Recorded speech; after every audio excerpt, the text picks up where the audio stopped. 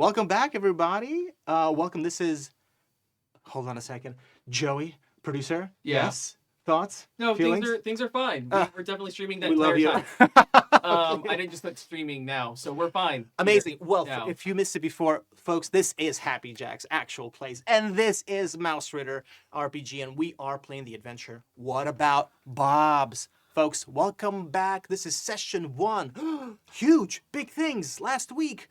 We had session 0. We made some critters. We built a whole world. We even started the adventure on the most magical day of the year, Bobsgiving, folks. Aww. Oh my God.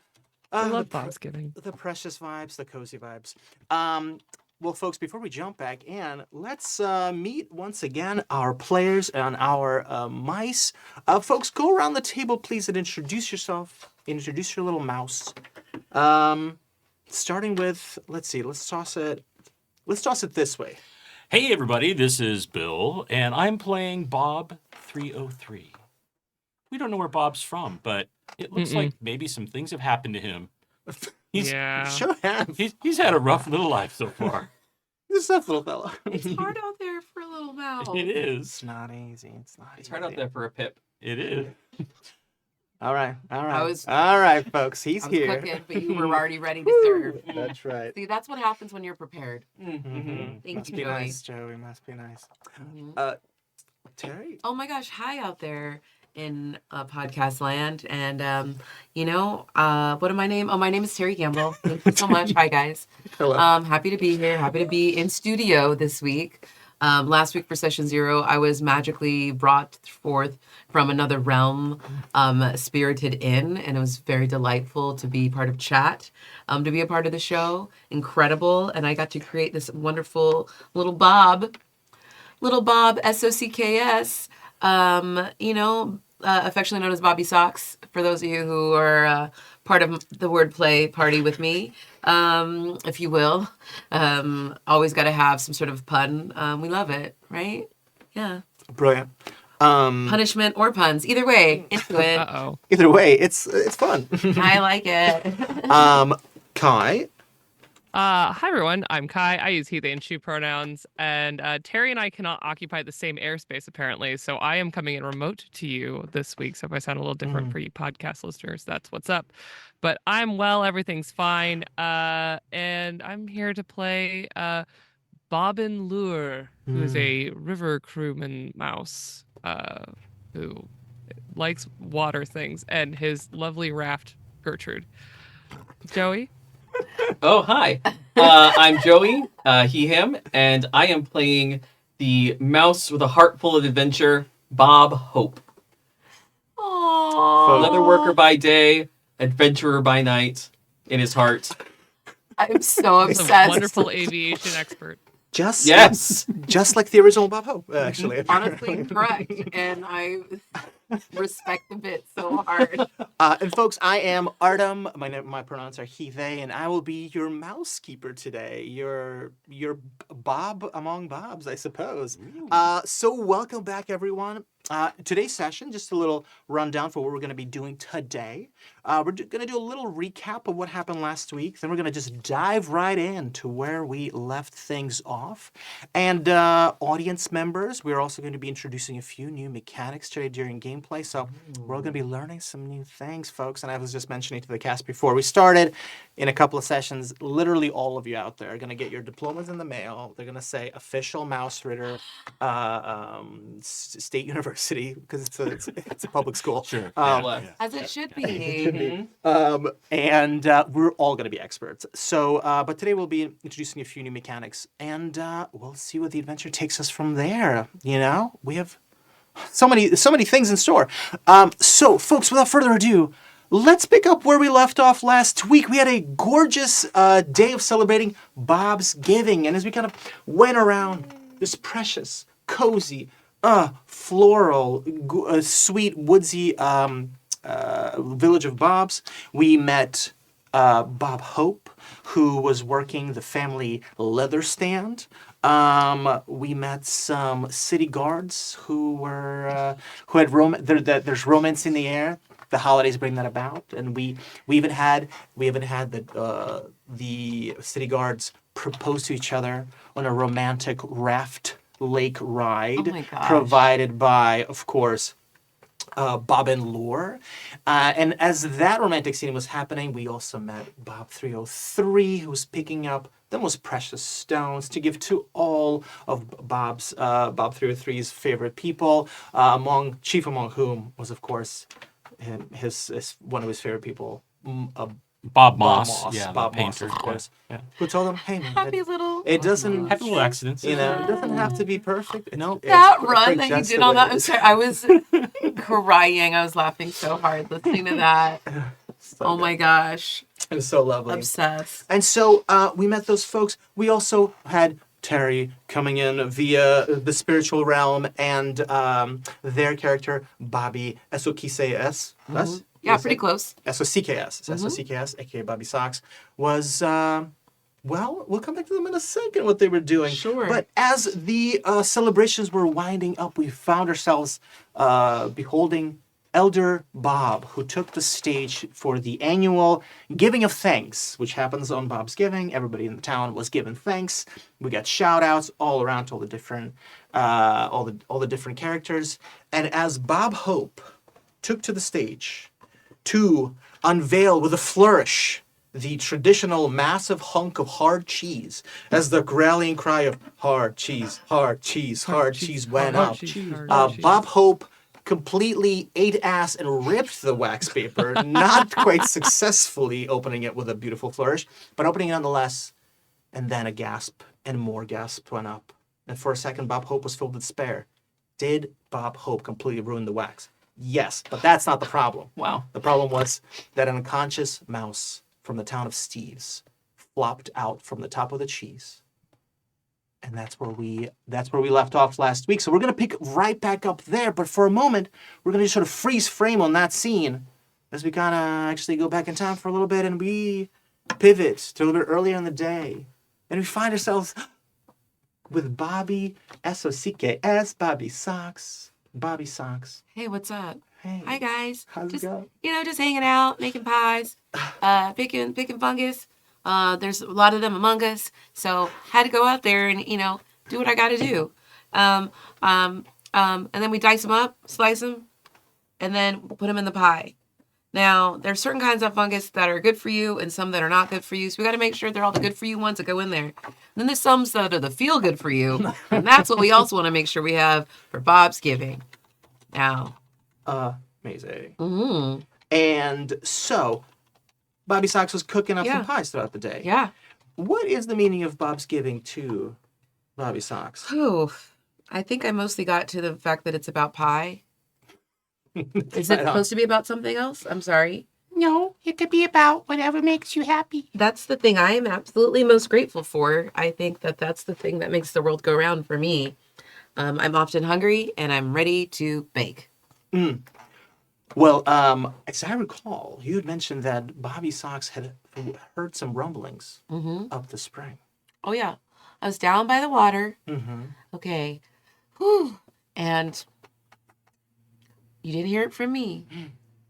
Okay, you're hearing it from me. I Okay. can't Uh-oh. even. Here we go. Here it is. The mouse was out of the bag. Sometimes you try to pretend like you don't have the information, but you really have the information. And so you have to play it off, though, because you want to make sure that it doesn't come back to you. I hope it doesn't come back to me, but I feel like that's impossible to stop because once the information starts rolling on down the hill and going on down that river, it's going to get to you. The suspense. What is this information? Oh, what do you want to know? I'm sorry, what? We were talking about something? So these. I have pies. Yes. And then you eat them, and sometimes they make you feel really good. Fantastic. Yeah? So the rumblings. You're getting this information from just different places. Oh, right. Sometimes okay. you hear things. So Sometimes I you have was, an ear to the ground. How do you get this information? Did you have pie yet? Yeah, it was really good. Okay. Okay, great. So, for the people at home who are listening, excuse me. Excuse me. Hold on. To pick a voice that's not gonna. Hi. So, anyways, as I was saying about the pie, No, I was talking about the rumblings. Mhm. Thank you so much. Yes, yes. So, I think there's something bad going on upstream. What do you mean? I don't know, but I feel like the water's not happy. And if the water's not happy, we're not going to be happy much longer either. The water's been uncertain of late. Mm. I was unaware that water could have feelings. Really? Well, I know that it has. I don't know what they're teaching you in that leathercraft, but Well, water has many feelings. tanning, Deep, well sewing. feelings. Okay, I get the practical things that they're teaching you there, but it's much more than that. Everything has feelings. Are you not feeling the mushroom pie I gave you earlier? There's the feel-good pie, there's the good pie, and then there's the regular kind. Everything's going to give you a feeling. And water, too, can give you a feeling. And as Bobby Sox mentions this, I want everybody, except for Bobby Sox, to give me a will save. Oh, God. Oh, no. let's Check the go. efficacy of this pie. I'm going to roll my water dice. It failed me. I failed. I succeeded. I got a 6 under my 12. Ooh, amazing. No, No. no. Oh, you feel good? Uh, I feel feel I great. feel something, but it's the only time I felt anything about water is I'm pretty sure one time my head got held under it while someone counted. Oh. Oh, But I'm okay. Goodness. But I'm okay now. I think. That sounds like a swimming test. That's what I'm hearing. I'm hearing swimming test and this delicious IPA. well, note that you both did not succeed on that will save because it is going to come back okay when you Uh-oh. sleep. But in the meantime, you're doing great. Yeah. And I'm going to award you our first token. Oh. Yes, We we love have token. tokens in this game. They will be, starting next session, they're going to be called ducks. And this is going to be very important. Ducks are some of the most esteemed creatures in the land. Yeah. But for today, we're going to use some simple tokens. And in the future, they will be ducks. They will literally be little ducks. Oh my gosh, I I love love those. You little got one of ducks. those bags of 500 ducks. I cannot wait. Ooh. I almost bought one of those and I was like, I don't have a use for that. But now, Now. going back. So I imagine that this conversation is happening kind of as you guys have been kind of going around during the day, eating pies. Now you kind of reconvened, and just as you guys are sort of finishing up this conversation, Elder Bob takes the stage, and then we fast forward, and all of a sudden the wax paper gets torn off the cheese. Guests go around. Bob Hope is sweating. Suddenly, a mouse comes flopping out from the top of the hard cheese. Another gasp goes up. Elder Bob goes, "Oh, what? Steve, we haven't seen them in ages." As this mouse falls out of the plinth, it's got these distinctive shaved marks in a letter S to distinguish its like kind of. Oh, yeah. So it's a cultural kind of thing, cultural practice. They shave their fur. What do each of you want to do? The crowd backs away. You're center stage, Bob Hope. Yeah. So I think the spotlight's kind of on you as both the paper ripping and the reveal of this mouse. People are kind of looking at you, looking at that. I think Bob Hope is going to. I think Bob's going to run down to the Steve and see if he's okay. If they're okay. Great. Okay, you all see that happening. What does Bob and Lore do in this moment? Where are you at this moment? Are you kind of in the audience? Are you closer to the plinth? I think he's standing as far back because he's standing as close to the water as he can, just like with a piece of pie in his hand and that IPA. And he's just kind of like a little dumbfounded and starts to come forward, still kind of chewing on some pie. So he's just kind of like taking his time and observing and kind of taking in, like, was he napping in there? Are there any signs of tampering on the cheese, etc.? Gotcha. Okay, so you're just kind of scoping out what could have happened for this mouse to end up there. Yeah. Okay, cool. All right, checking out the scene. This is all kind of happening at the same time, so that's why I'm kind of checking with the entire team. 303, what are you up to? I think at this moment is when 303 starts tripping balls from the pie I love that he this. ate Yes. as he falls down. And so Bob drops into a little, like, curled up fetal position. And he's just like, all, 314159265358979323846. and he just starts, like, just spewing Pie? out this string of numbers. Right. Did the pie make him do that, or is this from something haunted from his past? Well, maybe we'll find out. Incredible. Okay, so you're having a not very great time. No. A very bad, not so I'm good so day. sorry. Bobby, sorry, Bobby little one. sucks. Where are you in this moment? Are you in the amongst the crowd? I'm amongst the crowd, and I'm going to run more forward, and I'm going to say, that mouse thought he was so super putting the S on his chest. What do you mean? Huh. And I might mock a little bit, but not loud, not too loud, but just loud enough under my breath. Great. Getting Okay. forward, I might want to challenge and see what's going on. All right. So I love this. So as you run over to the mouse, you see that the mouse is unconscious. There are faint breathing. Otherwise, it seems that this mouse is out cold. Okay. What do you attempt to do anything? Yeah, I'm going to call for a healer. I'm not a healer. I can make a gurney maybe with the right tools, but I'm not a healer at all. So I call out for someone to help this poor mouse. Amazing. Is there a healer in the village of Bob's? Is there somebody you guys go to? Yeah, I think there's like an I think so, herbalist, yeah. like Okay. maybe like someone who like knows the right things to eat to make you feel better, or An like apothecary of some sort. yeah, right, yeah, like Mhm. apothecary, I like Yeah. that, yeah. Amazing. Cool. So out of the crowd, this apothecary emerges. Okay. Any thoughts about what this apothecary is like? Do we think we like them? Do we think they're a little weird? Do they? They're have a definitely sense of- weird. They're Yeah, definitely absolutely weird. Yeah. Yeah. I think they're like a last resort kind of in the village, but I think that they're the reason why at least Bob and Lure is still with us with his big scar on his face. Okay. I love that. All right, gang. I'm gonna toss this out there, and feel free to say not right now, but would anybody like to play this NPC? Oh, I'm happy to be here. Okay, so,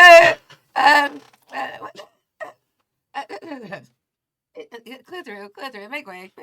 Oh, God, I'm so glad you're here. Hope. Yes. Is there something you can do? I just ran so fast to get over here. I need a moment. I need a breath, and I need some don't know if he space. has a moment. I'm sorry, what? The poor mouse. Oh, is that why you called me over? I thought I was getting an award of some sort. Elder Bob corrects. Well, we are very grateful to you for all your healing. We would be so delighted if you could do it right now. You think this just comes on demand? Oh, it doesn't. I didn't even bring any of my proper tools with me. Hold on. I turn around and run back to my shop, and then I come back Great. with my little satchel. So as the apothecary busies themselves around, Bob and Lure, I think as you're looking around, you're kind of sussing out. You're looking at the crowd in front of you, and it's kind of like interesting because obviously this is your village. It's big. But these are all the mice. Everybody's accounted for. Do you know what I mean? Like the cheese was brought out here by a team. Everybody's here for the cheese. There's no tempering with this, you know? No one's gonna miss Bobsgiving. Exactly. So whatever happened, this mouse was put in there prior to this. Oof. Okay? And as we established last week, that this cheese stays underground. It stays, locked away to whatever it is that cheese does, but it's brought out once a year, and every year age. it gets older and wiser and more delicious. It goes and reads a lot. Oh yeah, totally catches up on all the Yeah. shows. So to you it sort of is like, what could have happened to this cheese? Whatever happened must have happened before. That kind of picture kind of puts together. With that information, does Bob and Lure do anything new or anything else, or is it just kind of hanging back to see what happens? I think as he's been looking, he's been coming closer with that one like squinty missing eye, and kind of like slow. He doesn't do anything quick, unless it involves water. So he's just been like slowly lumbering forward, and unlike the apothecary who's like, everyone move, everyone's just like slowly gotten out of the way because he's just kind of like slowly moving closer and closer, almost like drawn in, like hypnotized by this whole scene. And I think walks right up next to Bob Hope, but doesn't even look down. Just kind of like looking up at the cheese, still chewing on pie. Uh, well, that's bad. Yes. It's okay. Bob Tilda's coming through. Don't worry. Excuse me. Make way.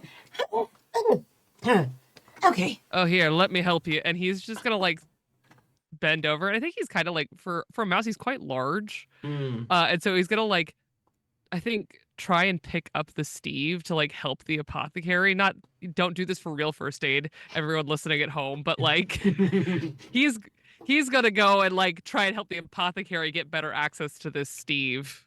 Fantastic. All right, so you hoist up the Steve. The apothecary Bob Tilda is now back to puttering around, doing their medicinal. I have a little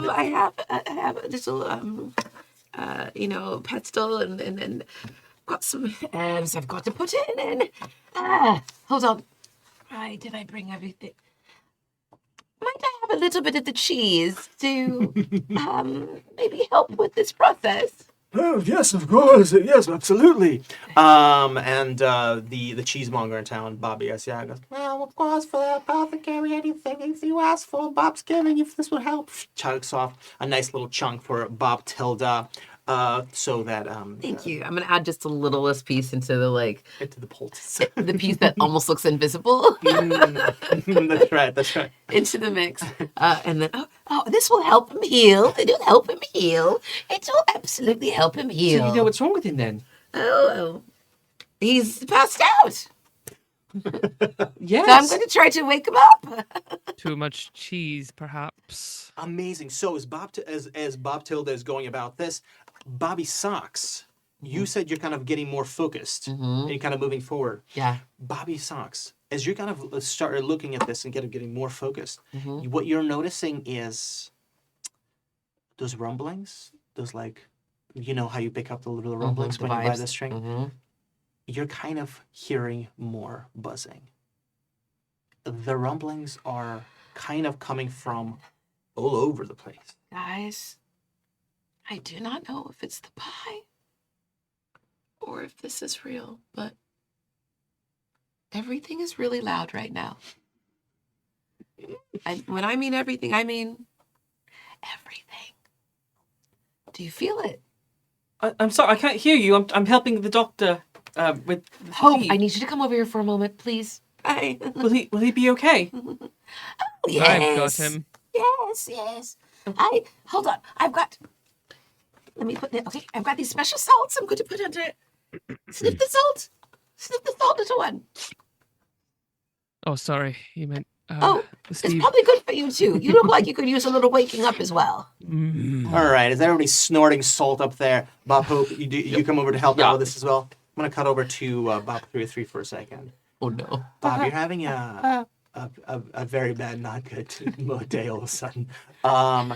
And you hear the whisperings of voices, visions you've seen in your dreams before.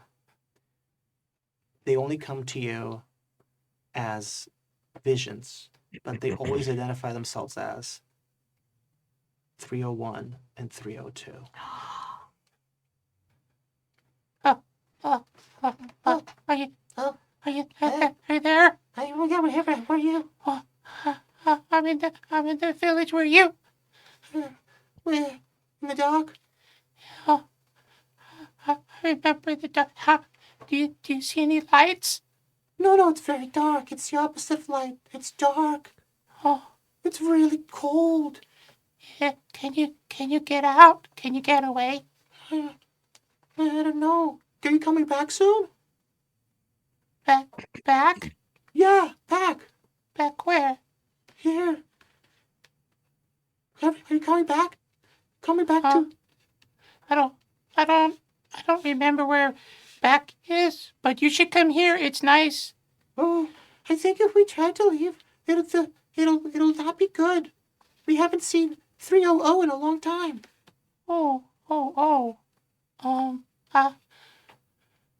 Okay. I could maybe if can you wait? Can you hear me if I? And then consciously, because I imagine this is like all in his head. Yeah. Right. Just And rocking then back and everyone forth, else tiny little hears like this. And then he thinks again. Could you hear that? I'm calling. Can you hear it? Maybe you could find me if you hear. Oh, we can almost hear it. Can you be louder so we can hear it better? Oh,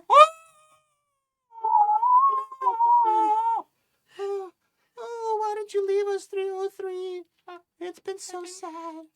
We're so hungry. I'm sorry. I had to go. Because I had to go. I couldn't stay. I couldn't stay. I had to go. Couldn't do it anymore. You didn't have to go. I had to go. And then they evaporate. All around you, as you are all trying to help out this little Steve up on stage, the weeping cries that are coming from 303 are drawing almost more attention at this point. 303 is having a bad trip, and he's flipping out. Bob Hope, you're kind of you're from the plinth. You're kind of perceiving all of this. Bobby Socks is busy with Tilda trying to revive the Steve. Mm-hmm. And Lure, you're holding Steve up as Steve begins to. Oh, there you go. Deep breath, deep breath. Deep in. You see that this mouse is petrified, trembling, just little shivering body, tensing up. Oh, you cold, dear? Do we need to get it? And I just grab somebody's cape, like on the. Okay, here you go. Do you see that the mouse reaches out for the cape, then withdraws back again, and then looks deeply into each one of your eyes, except for you, who's having a crazy trip by BB 303, and goes, squeak, squeak, squeak, squeak, squeak, squeak. Oh, you lost your voice, dear. No, squeak, squeak. Oh, squeak. Deep breath. I'm gonna get. I have a little like bottle. This is Tilda. A little bottle of just it's wine. I'm gonna give it. I might have a little tipple now and then, and I try to give you some wine. The mouse withdraws. It seems both terrified and really, really weak. Oh. Bob and Lure is fully holding the Steve, and I Yeah. think is like not really letting them go very far, which is probably not helping, but he thinks he's helping. Yeah, you see that they're kind of just stuck in your arms, Bob and Lure. Yeah. Okay, so as this mouse is squeaking, and also as 303 is having a very bad trip, what do the folks want to do? I think once I hear 303 crying out, I'm immediately going to look at them and try to, because clearly the Steve is being taken care of. Plenty of people are around Steve. I'm going to go up to 303 and just kind of go up to 303 and kind of shake 303. Are you all right? It's okay. You all right? Well, fine. Hello. There are 4 lights. I knew it was coming, and I still wasn't ready. There are 4 lights. Okay. 301, 2, 3, 1, 0, 0, 1, 2, 3. Did you have some bad mushrooms? Well, yeah. I guess. Yeah, maybe the pie. SOCKS runs over because I heard bad mushrooms, and I went, Where? no, I didn't get anything bad. Not bad. I just mean, not what they were maybe expecting. Are you tripping too hard right now, 303? I don't know. I heard voices and saw colors. Yeah, you're tripping too hard. Okay. I'm gonna give you something. Is it okay? Give him a little antidote of some sort, just a Please. little something to bring down the high. You tell me, yeah, whatever it is. Yeah, it's a little special syrup. Okay. It's sweet. Enjoy it. It's basically like some honey mixed with like some herbs and stuff like that. This is the most. I got to deal with unsettling Tilda. Bobsgiving. I don't know what's happening. How's Steve?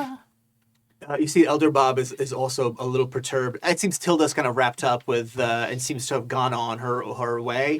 I'm the hero. I know. I'm the hero. Where's my reward? I know. Elder Bob goes, All right, everybody, we've had a bit of a surprise and a shock. We didn't expect Steve to make an entrance. I guess we have a guest this year for Bobsgiving. No I need hear to that you're a panic. guest. the Steve just goes, squeak, squeak, squeak, squeak, squeak. Yes, squeak, squeak, indeed. Everybody, why don't we have a little cheese? It'll help us maybe deal with what's going on a little bit more. Come on, everybody, come on back. And The crowd starts to slowly move towards. Jerry, I'm going to pass you this token for brilliantly playing Bob. Tilda, thank you for taking that up. We're going to learn how to earn tokens as we go, but there are a few little gimmicks. We still don't know what we're doing with these tokens. That's right. We still know what we're doing. You can just end the sentence there, Joey. All right. Agreed. So let's just check in, gang. Kind of a weird scene going on here. We've got an unconscious mouse. We've got the town's quirkiest doctor who's just made an appearance and brought this mouse back to consciousness. The mouse is unable to speak in anything but squeaks.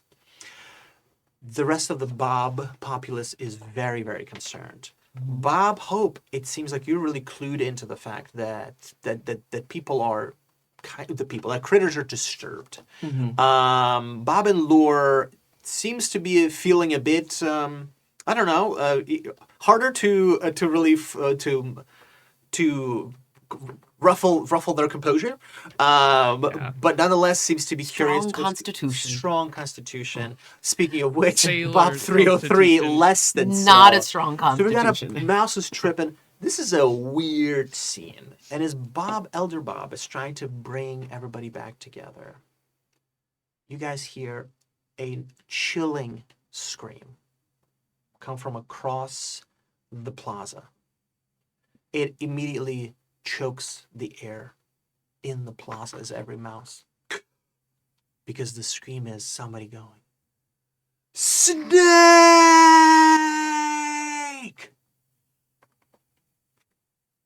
And the rumblings that you were hearing before, Bobby Socks, No. you have rumblings that say, mind the water, mind the water. You were by the spring, you heard rumblings in the water. Yes. And again, they're saying, mind Yes. the water. And then the scream comes again. Sorry, I meant snakes! Multiple! There are many snakes! Oh no. Run! Run, Bobs! And sure enough, across the plaza, there are snakes coming out of the water. Nope. Not gone. Mm-mm. Okay, folks, we are going to learn a little bit about combat. Are they water snakes? Oh no, Yay. I'm so scared. Actually, let's check in real quick. Do people have hard lines with snakes? No, I don't have a hard line. I Just- just hate them. This is just not a great time. I have a pet snake. I love them. So. Okay, well, I love you, Kai, but I don't Sorry, necessarily Terry. hang out with your snake. But So let's paint the scene. The plaza crowded with mice. Up on the plinth, we've got Bob and Lore with a semi-conscious stranger, Steve. We've got Bob 303, who's just come out of their trip. Bobby Socks helping Bob 303. Bob Hope, who's nearby as well. The plaza immediately starts to it's just a trembling from the different pattering and running of all the different paws of all the different mice as they start to skitter off. And there, coming out of the water, you see these three snakes, and they have these haunted, glowing eyes. They're unnaturally glowing.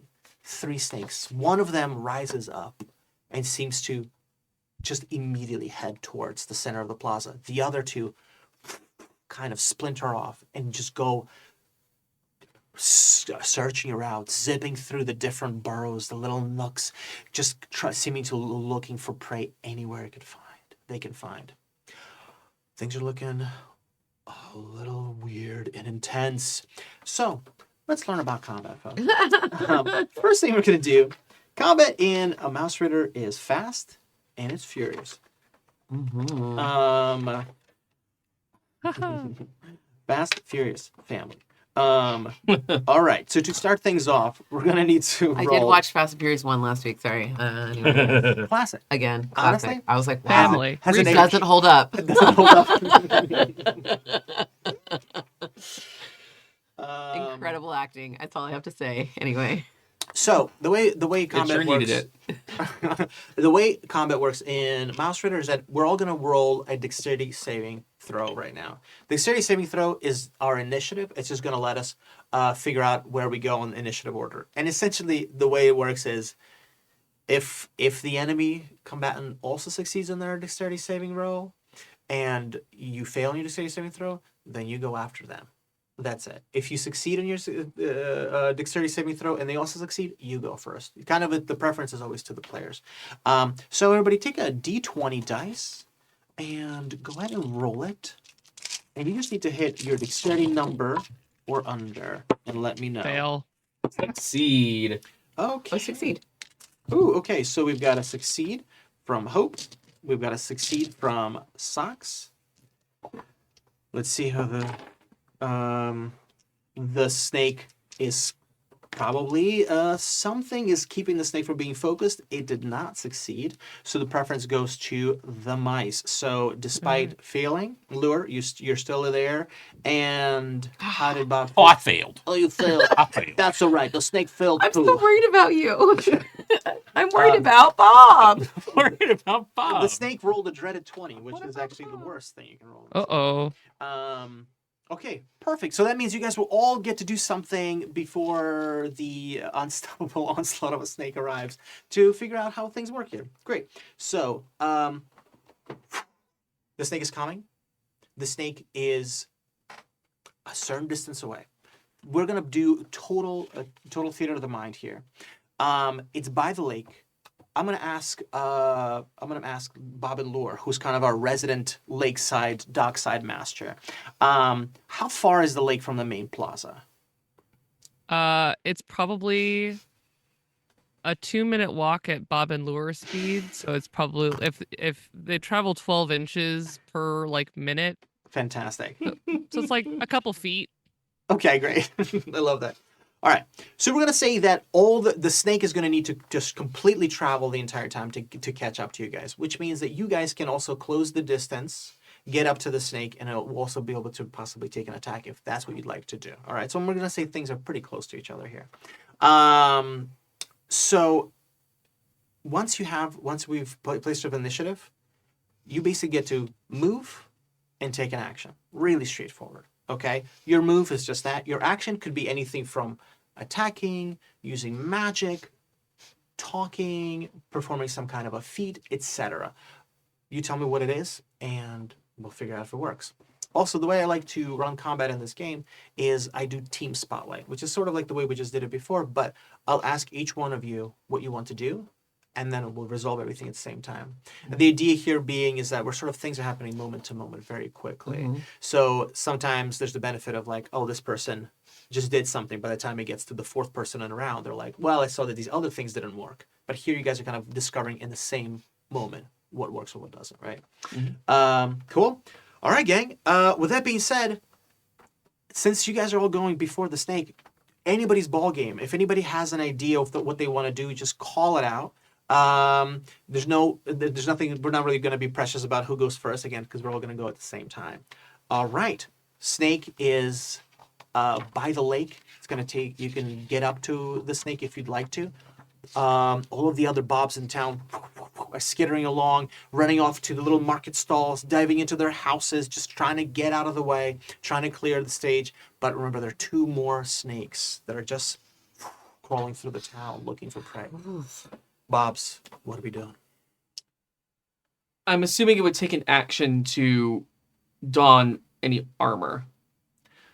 Well, if you're not, I would be wearing it for Bobsgiving, I would yeah, assume. I think you'd have to go get your armor. But, Okay. Yeah. Yeah, I think that's what Bob Hope is going to do. I think Bob Hope is going to, because he's with 303. I'm going to try to take 303 with me to our leatherworking shop where I keep my art, all of my stuff. And that way I know 303 is safe. And then I can get what I need and go and join the town guard and help them fight off the snake. because I'm brave and stupid. I love that. That's what it takes sometimes. Those are the ingredients. Amazing. Great. What?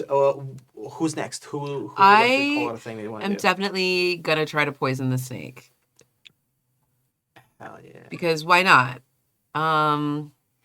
Yeah, that's why I came over too. I also heard bad mushrooms. Also, you need to know about those too because sometimes you need them bad. You need 'em bad. Okay. I love that, and because we've established that some people who did have bad trips and did not do well, and Bob and Laura, don't think I forgot about you. You're gonna find out the after effects of the mushrooms later on. But now that we've established that there are some bad mushrooms here, this is completely within realm. Yeah. Awesome. So Hope is getting armor. Socks is gonna try to poison the snakes. Love that. Just All because poison snake sounds like an 80s, sorry. No, you're right. You're right. You've heard of white snake. Now try poison snake. And you've heard of poison. Yes. You've heard of white Yeah, snake. yeah, let's Now we've just- got poison snake. And their Exactly. Grammy Award-winning There you album, Get Bit. Yeah. Yeah. So standing next to the cheese and the masterful dismount from Bob Hope, I'm wondering if there's any of that ripped wax paper nearby. There sure is, yeah. Tons of it. And being the clever, I say very loosely, mouse that he is, Bob and Lure would like to try and not only hide himself, but specifically hide the Steve and call over to Elder Bob to get them to come and hide in the shredded wax paper. Amazing. Hide the Steve, hide the Elder in the paper. And even if there's only enough room for the two of them, like Bob and Laura will like try and become one with the cheese. Oh no, what a hardship. One with But the it's cheese. gonna spend his time trying to hide our not currently fully with us Steve and Elder Bob. Great. And I think you mean it's a Havarti ship. Okay. No. No, but it could be good for them. Ah, I brie. no. Wow, there's nothing feta. Great. Fantastic. All right. So gonna try to do some mousy humanitarian actions. 3 or 3. What are you up to? Well, I think I allow myself to be dragged along with Bob Hope, so that's my move part of it. Okay. And I'm looking at this like snake wide-eyed, and I just start like never taking my eyes off the snake, digging in my bag. Yeah. And I'm looking for one of my magic rocks. Oh yeah. So I'm pulling out my. I wonder, have we ever seen what you can do with your magic rocks? Have you ever done this in front of... No. Okay. Ooh. No. We just think you like rocks. Yeah, you think I like rocks, and you see that I have a little sling, and I've used that sometimes just to like check stones for weight or whatever. But you've never seen a magic rock. So, about 3 or 3. Are you gonna use the magic rock? Yeah, but it takes me an action to retrieve it, so I will use it, but I have to get it out first. Sweet. All right. Amazing. Great. Gang, along with this, everybody roll a 1d4 for me. A what? A 1d4. 1d4. Yes. Now I'm afraid of which dice to roll. I know what I'm gonna roll. I'm gonna roll Clara's dice. Well, It's a 1. That sounds right. I also got a 1. I also got a 1. I got a 4, but I don't know if that's good because Hyatt isn't very good all the time. Gang, this is Oh no. I love how on edge everybody is. Great. It's not all bad. Fear. Anyways, Right. Okay, this is a mechanic that I've invented for the game called Mousy Fortitude. You see, by all accounts, mice, the smallest creatures, there are few creatures smaller than a mouse in the forest. By all accounts, a mouse's existence should have been a way harder proposition for survival, and yet the mice persist. It's as if this world wants these mice to continue on. Mousy Fortitude is a mechanic that is a narrative-based mechanic in which you kind of use the world to help you achieve things.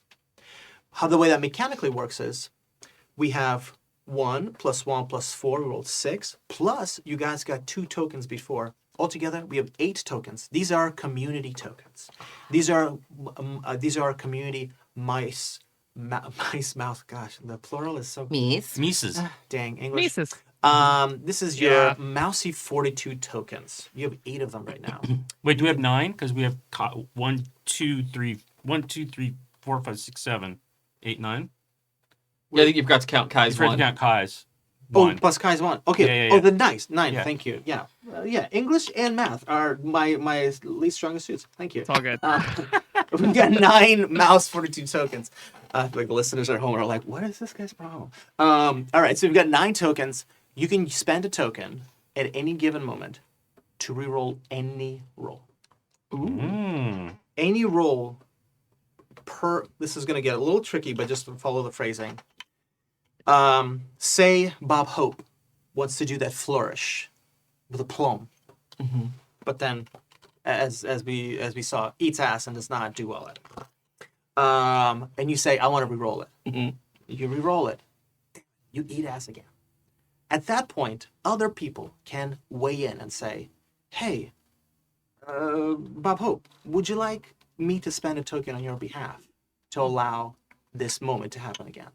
And so for a check, everybody gets a opportunity per the consent of the person whose moment it is to help them out. Then I will ask you to narrate how, despite your failing, you succeed, right? So you get, as you described it, you get a kind of a Charlie horse where you felt your hamstring.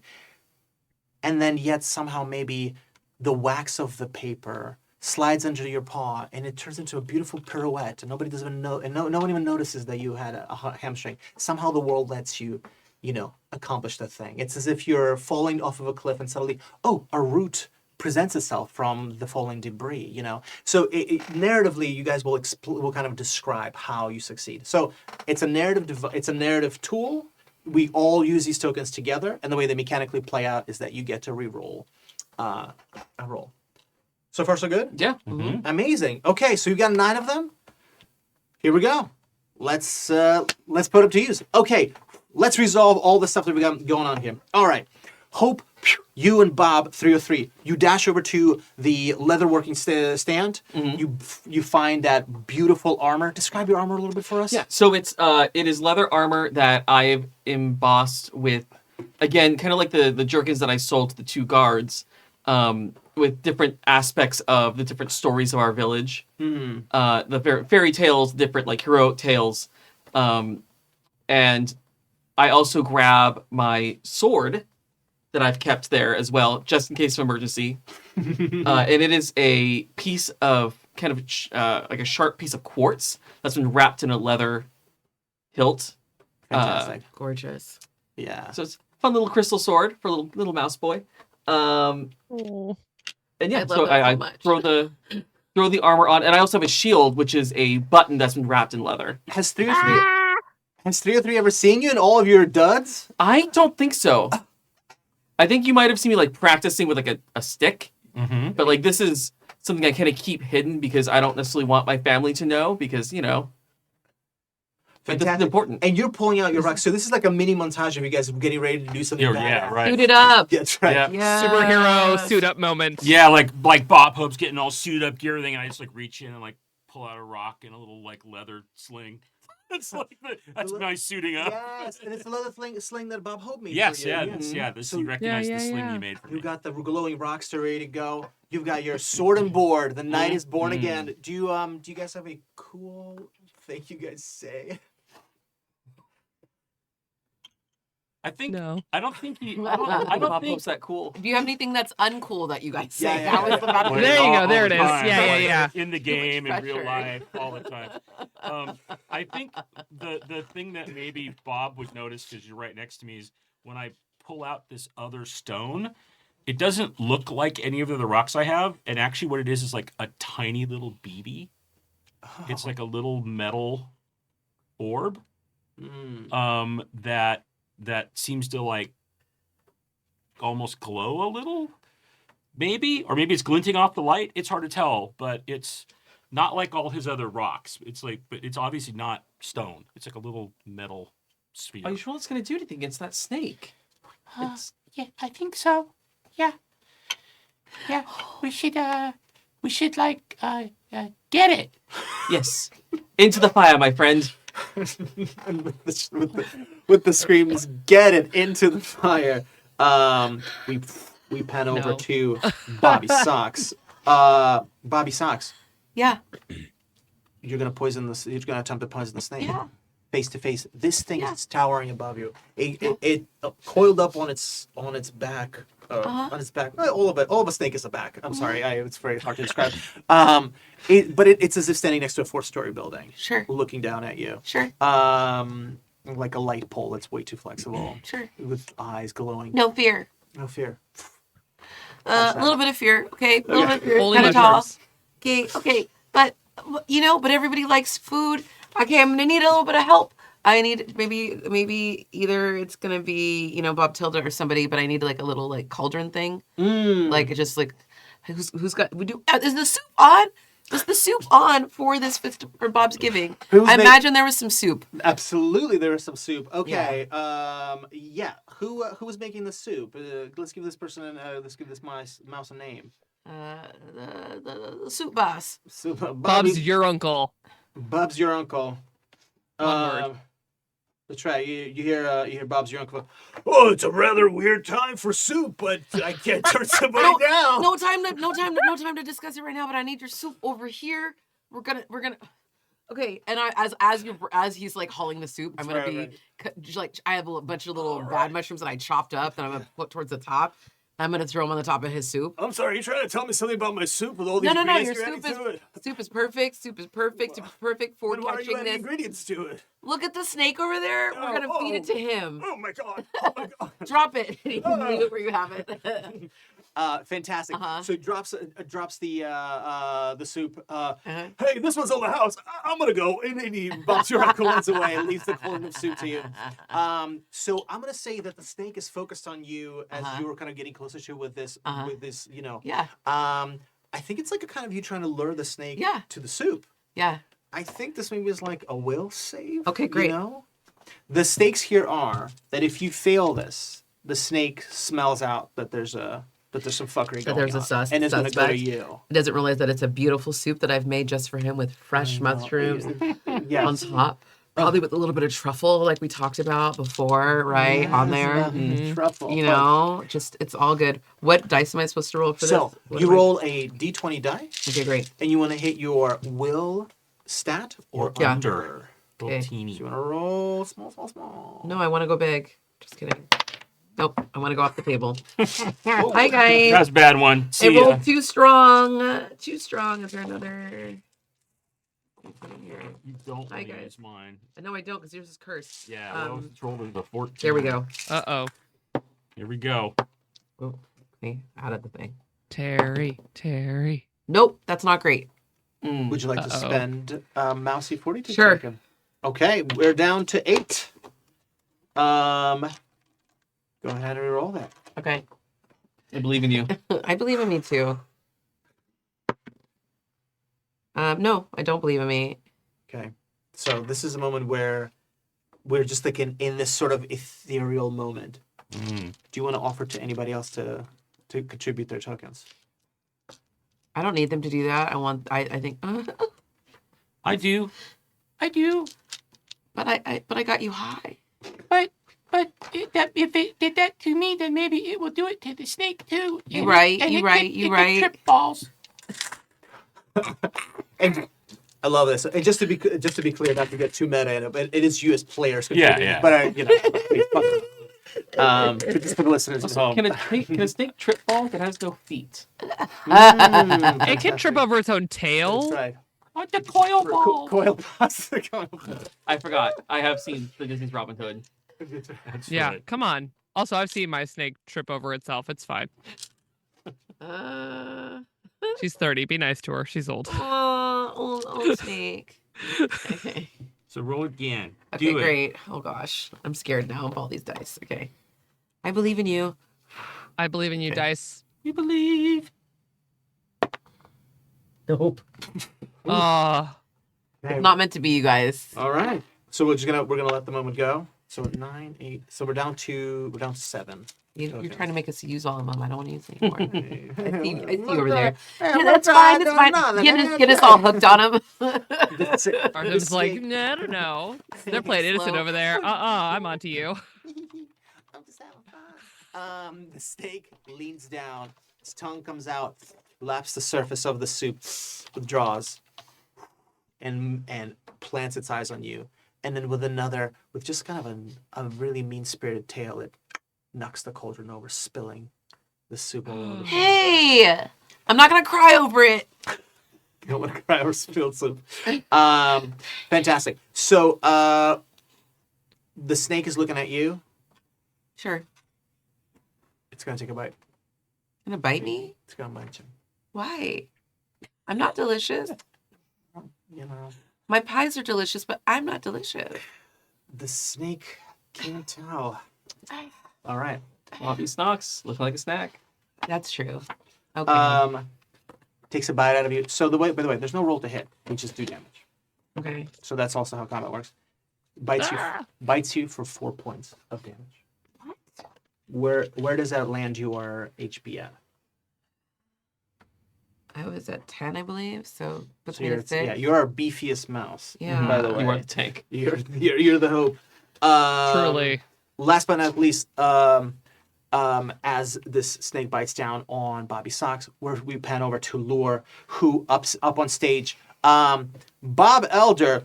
Yes, of course. Wrap me up. Put me away into the cheese. Yes, very sensible. Yes. It's ready to the wax right away. The scared Steve really doesn't know what's going on. The scared Steve is really skittish and kind of doesn't want to help you out. But I think the question here is, what do you want to do with that? Do you want to try to convince them? Do you want to try to just shove them? I think at this point, Lure is just like, nope, you're going to the paper. Shh, go I to love sleep. it. Go to sleep. Okay, so in that case, I will offer it to you as a strength or a dexterity, Yeah, whatever no, you strength. prefer. We're strong here. The stakes here are that if you can't shove them into the cheese, okay, the trade-off is that this Steve is going to bolt. This Steve is going to treat you as a danger. Yeah. Might still be a little bit aggrieved that he was being shoved into the cheese.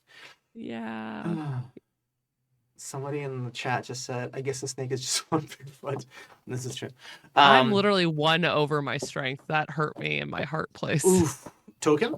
Yep, I'm gonna spend that token. Spending a duck? Take this token. Take it back. Thank you. Okay. Oh, I didn't give you mine. Oh, that's okay. Thank you. I'm keeping track of it. All right. Oh, Joey, we did it. We did it. Yeah! Fantastic. Teamwork. makes Great. teamwork. Just describe the way you shove Steve into the cheese. I think like kind of taking off of where Bob Hope had kind of ripped some of the wax, like the Elder Bob like fully went into like a cheese tunnel and is gone now. But oh my god. And Lure takes some of that wax paper and just I think for most people it would be perceived as kind of aggressive, but he thinks he's being very kind. That amount of force that it takes to wax Gertrude.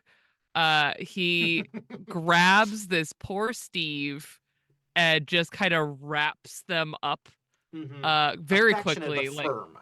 yeah, it's Yeah. just it's for their own good. Just fully rolls them in it and kind of pushes them back, kind of sealing the hole where like the furled over wax paper where Elder Bob went, where there's just like now a cocoon of Steve as well. Yeah. You just hear him muffled. And you hear Elder Bob slightly muffled. Oh, it's okay, little guy. It's okay. Just have some cheese. I mean, what else are we gonna do? Take good care of them, and then from behind their back, it technically I've already been holding it this whole time, but pulls that fish hook lashed to a stick. Now, perfect. Now it's actually the snake's turn, and we kind of went a little bit out of order as the snake bit you, Bobby Socks. It's okay. The snake beelines straight for the stage. It completely ignores after biting Bobby Socks. I know, hurtful. completely ignores you and makes its way to the stage. And by the end of this movement, gets right up to Bob and Lore. It's sniffing around Bob and Lore. It's not really making eye contact with you, but it is fixated on the cheese. The forked tongue is lapping out, Ooh. kind of touching at the hunk of cheese. And with that, gang, can you believe it? That was a round of combat. Hey! Well We did done! We it. survived a round of combat. Woo! Yay, Okay, everybody, well, round of applause. Mostly, yeah, Okay. we're doing great. What did we learn? We learned how to do skill checks. Yes. Yeah. Yeah. We learned how to use tokens. Amazing. Woohoo. We learned how to get bit. I already knew how to do that, but it's different in the game. Hey. It's a different kind of animal. Okay. Okay. Here we go. Top of the round. Bob Hope and Bobby 303 totally did it up. Bobby Socks I was doing great Bobby- until I didn't. doing great. Is doing great. Kind of, still, ego a little hurt, but also a little bit. And face to face with the snake is Bob and Laura up on stage. Bobs, what do you guys want to do? I think while the snake is distracted and hitting it towards the stage, I want to try to scurry up alongside it and get a good stab in with my blade. Heck yeah! Let's go. Okay, this is going to be an attack that you get advantage on, which means this just bumps your damage die to a D12 automatically. Boom! Crazy, right? Ooh. Crazy. What about Mr. 303? So 303 puts the little BB in the sling, and it's just like, and you can actually hear it make Yeah. a noise, like there's some kind of groove in it that's picking up the air. So it's like, Yeah. and then it just like hurls it at the snake. Oh, my And then that's gonna be a magic thing, which is another. yeah, thing we're gonna get to We're learn. gonna do some magic. So Yeah. we're gonna get a stab with advantage from Bob Hope. We're gonna do some magic from 303. We're going to pan over to Bobby Socks. What do you Oh want to do? no. What, do I get to do something or do I? I'm just checking with everybody what they want to do. Oh, and then we're okay. gonna I was resolve. like, I'm just licking my wounds and feeling kind of sad that wasn't able to poison the snake. But I will do my best to dust myself off and get back in the game. Okay. And go and be as supportive as I can with these guys. I'm just trying to think of what else I have or can do. I'm not sure yet. Okay. Cool. No problem. Yeah. We'll come back around to you Yeah. and we'll see what we can come up with. Yeah. I'm just shooken. I'm shooketh. Shaken. Aw. Shaken, sugar. So let's come over to Bob and Laura. What's on your mind? Now that Elder Bob and Steve are stashed, the snake would probably have to eat a lot of wax paper before they could get to them, which sounds unpleasant. Not to strike the snake, but as kind of a defensive posture, Bob and Lure, they hold out the hook arm. Like if the snake wanted to snap at them, they'd have to first bite the hook and the stick, a la like alligator in a cartoon. Uh-huh. Ooh, I love this. Okay. Great. So you're almost taunting the snake to bite at you, but you've got your stuff out defensively. Yeah, it's an attempt at a defensive posture, even if he's small. That it's gonna be really unpleasant to bite him. Great. Okay. So It's giving Luke and the Rancor, and I'm so here for it. yeah. Yeah. Amazing. I'm really excited to see this play out. Okay, I'm gonna run up to Bob and Lauren and say, "Make yourself bigger." And so I'm gonna stand next to him, and I have grab light because I have improvised weapons. Yes. From what I recall, so my improvised weapon is like, "Oh, what can I find?" And I find like a little poker from the fire that was underneath the cauldron or whatever, Yeah. like that had been heating up the soup. And I've like got a big. I was like, "Take this hot poker in your face, little snake." Ooh. And so Ooh. Give that snake. Give that snake a poke. yeah, Why does that sound weird? because it does. Sounds like college does. to me. Yeah. Hey. Okay. All right. We've all been to that college. All right. Here we go. All right. So, the Bobs descend on the snake. Bob Hope, Yeah. roll your damage. Remember, it's a D12. That is a 10. Okay, folks. Hell We've yeah. got big rolls in the studio. We want to go high on damage. We want to go low on everything else. Fantastic. All right. You stab into the snake. It's got a tough exterior. It's got a thick hide. It's got the equivalent of 2 armor, which means it's just going to eat 2 points of that before the damage comes through. But that's 8 damage just going straight to the snake. Nighttime. Snake does not like this one bit. Good. Yeah. That was Glad. a hearty. It lets Good. out a screeching hiss. Ooh. Ooh, what a screech! Okay. Sir Hiss. Jimmy Snake Ranty. Oh man. Jimmy Snake Rant, get out, Bill. I can't. What's the Jimmies? It's the Jimmies, the snakes. Ay. Oh, man. I'm sorry, I don't get this reference. I want to be part of the Okay. Jimmy party. Durante It's was, too was old. like, ah, cha cha cha cha cha. Oh, That was his that thing. guy used to- Yeah, you got to be like a million years old or me. No. Cha cha cha. Yeah. All right. Yeah, so when you were like, I was like, oh, it's like Jimmy Snake Ranty. All right. This is good. This is good radio, folks. You're It's welcome. very radio. Okay, so 303. Like specifically radio. Yes. 303. I'm gonna luck Bobby Durante when I go home. Oh, Thank you. It's Thank Jimmy you. Durante. Jimmy Durante. All right. We're the Bob. Everybody can't be a Bob. All right. You're casting a spell. Yes. Magic missile. Magic missile. Folks, listeners at home, let's learn how to cast a spell. Yes. You could be casting a spell tonight with these easy steps. All right. To cast a spell, your mouse must hold. Here, this is described as a tablet, but whatever it is, it has Yep. magic. Must hold the magical item in a paw and read it out loud. Okay, so we're gonna interpret that. Yeah, that's what he's doing. thinking about. Yeah. Okay, when your mouse casts a spell, decide on the power to cast it with. So, single pebble, but you can imbue that pebble with up to 3 uses of power because there's 3 circles of power. Right. I'm doing all 3 because All I'm 3. terrified. So what you're going to do, that's going to be your dice, right? So Right. you roll a number of d6s equal to the power that the spell is cast. Jesus. So that's 3 d6. Okay. So just before we roll, just so you know how to adjudicate these things. For each die which shows the value 4, 5, or 6, you will mark a usage of the spell. Got it. So it's so if you roll a 1, 2, or 3, no usages. If you roll a 4, 5, 6, there's a usage, but you still get the Right. power of this spell. The spell has an effect which varies depending on the number of dice. In this case, we're rolling 3, and the sum of the roll on the die. So, for example, for this spell, you're going to do 3 points of damage automatically because it's 3 dice. Plus, whatever you roll on that die is also going to add to that. Okay. So this is actually as powerful as spell can get. So potentially you could do 18 points of damage. Right. All right. Jesus. Okay, So that gang. could be very, very bad because there's a bad thing if I roll 6s. Right. If you roll any 6s on any of the dice, Right. first of all, you're going to take d6 of damage to your will stat, Ah! and then Right. you're gonna have to do a willpower save. Right.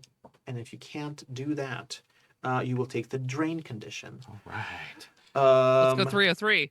Yeah.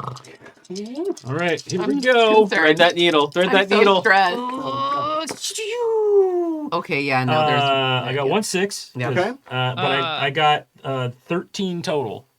Woo! So 16. Dang. Now see, here's the trade-off, right? You're gonna roll a 6, and that causes a usage, and Right. it causes you to lose some. But Well, I rolled a 5 and a 6 and a 2. So I did 2 usages, right? Because a 4, 5, or 6 is a usage. that's right. And because of that high roll, you also get to add that to the damage. But the trade-off is No. that power is so intense that Right. it starts to overwhelm you. So first roll a d6, and that's going to be the amount of damage you take to your willpower. 5. Fuck. Ooh. Ooh. And what's your will to begin 6. So I have 1 left. Oof. with? Dang. Okay. And now let's do a willpower save where you roll a d20. Oh, no. And you go hit a 1. Poor little 303. 5% chance. Here we are. Okay. Here we go, Go. fans. 1. Oh, 16. Yeah, let's go. No. Yeah. I'm just going to put this out there. There are tokens to blast through, so we do have tokens. Yeah, but. Brutal. It's brutal, man. Like I want to use a token, but also I don't know if it's going to be a different result. Yeah, well, that was me. 1, 2, 3. in a row. I am not requesting a token, and I can actually deny tokens, right? If You people offer absolutely them. can. You Yeah. So I absolutely think that this is where 303 lives. Great. So This thing. you know, because it's such a massive amount of damage, Mhm. can you please describe what this looks like? Is this magic which Yeah. no one has seen you use before? Right. So when he releases the shot, that whistling was actually slightly muffled by being inside the sling. So when it comes Ooh. out, it's like this like this screeching Yes. sound, right? That comes out, and then as it strikes, because we're behind the snake, strikes the back of the snake's head, and just like goes straight through, and the snake just like would start doing that 4-story fall, that wobble and fall, Mhm. as it then just like kind of out into the distance. Amazing. Awesome. All right, love that. And also, you take the drain condition, and just let's read it out loud for everybody in the studio. What is the drain Yes, condition? drained, a serious condition given to mice who fail at spellcasting. I have disadvantage on will saves, Wow, but it clears after a full rest. that's right. Okay. So it'll be even harder for me to roll a oh my 1. gosh. Yeah. All right. So it's going to be you're going to have disadvantage of rolling a 1. Wow. This is I honestly, Unless you Bill, roll snake eyes, right? that's as bad as they Hey. get. That is as bad as they get. That's right. Yeah. yeah. All right, so 13 points of damage coming to this after already getting Snake eyes. walloped. Sorry. Well, by- 16 because it's 3. It's I rolled 13 and then it's 3 plus for the the 3 dice, right? It's Okay. 16. Right, Oh just making sure my I God. understand the math. Woo, viewers, listeners at home, we are doing magic, and that magic is potent. Okay, so that's 16 points of damage, 2 armor on this snake. Take that down to 14. 14 damage. All right, we're going to take a peek behind the screen that I don't have here because we're learning. We're learning. All right, to start off with, the snake had 12 hit points. We're getting walloped seriously by Bob Hope over here. It brought it down to minus the armor to 4 hit points. Then it took another 16 minus 2 for the armor, 14 points of damage. So it's gone from 4 right to 0. So it's gone to negative 10. Wow. That negative 10 eats away at its strength stat. This snake. Wow, we're learning so much. Boy.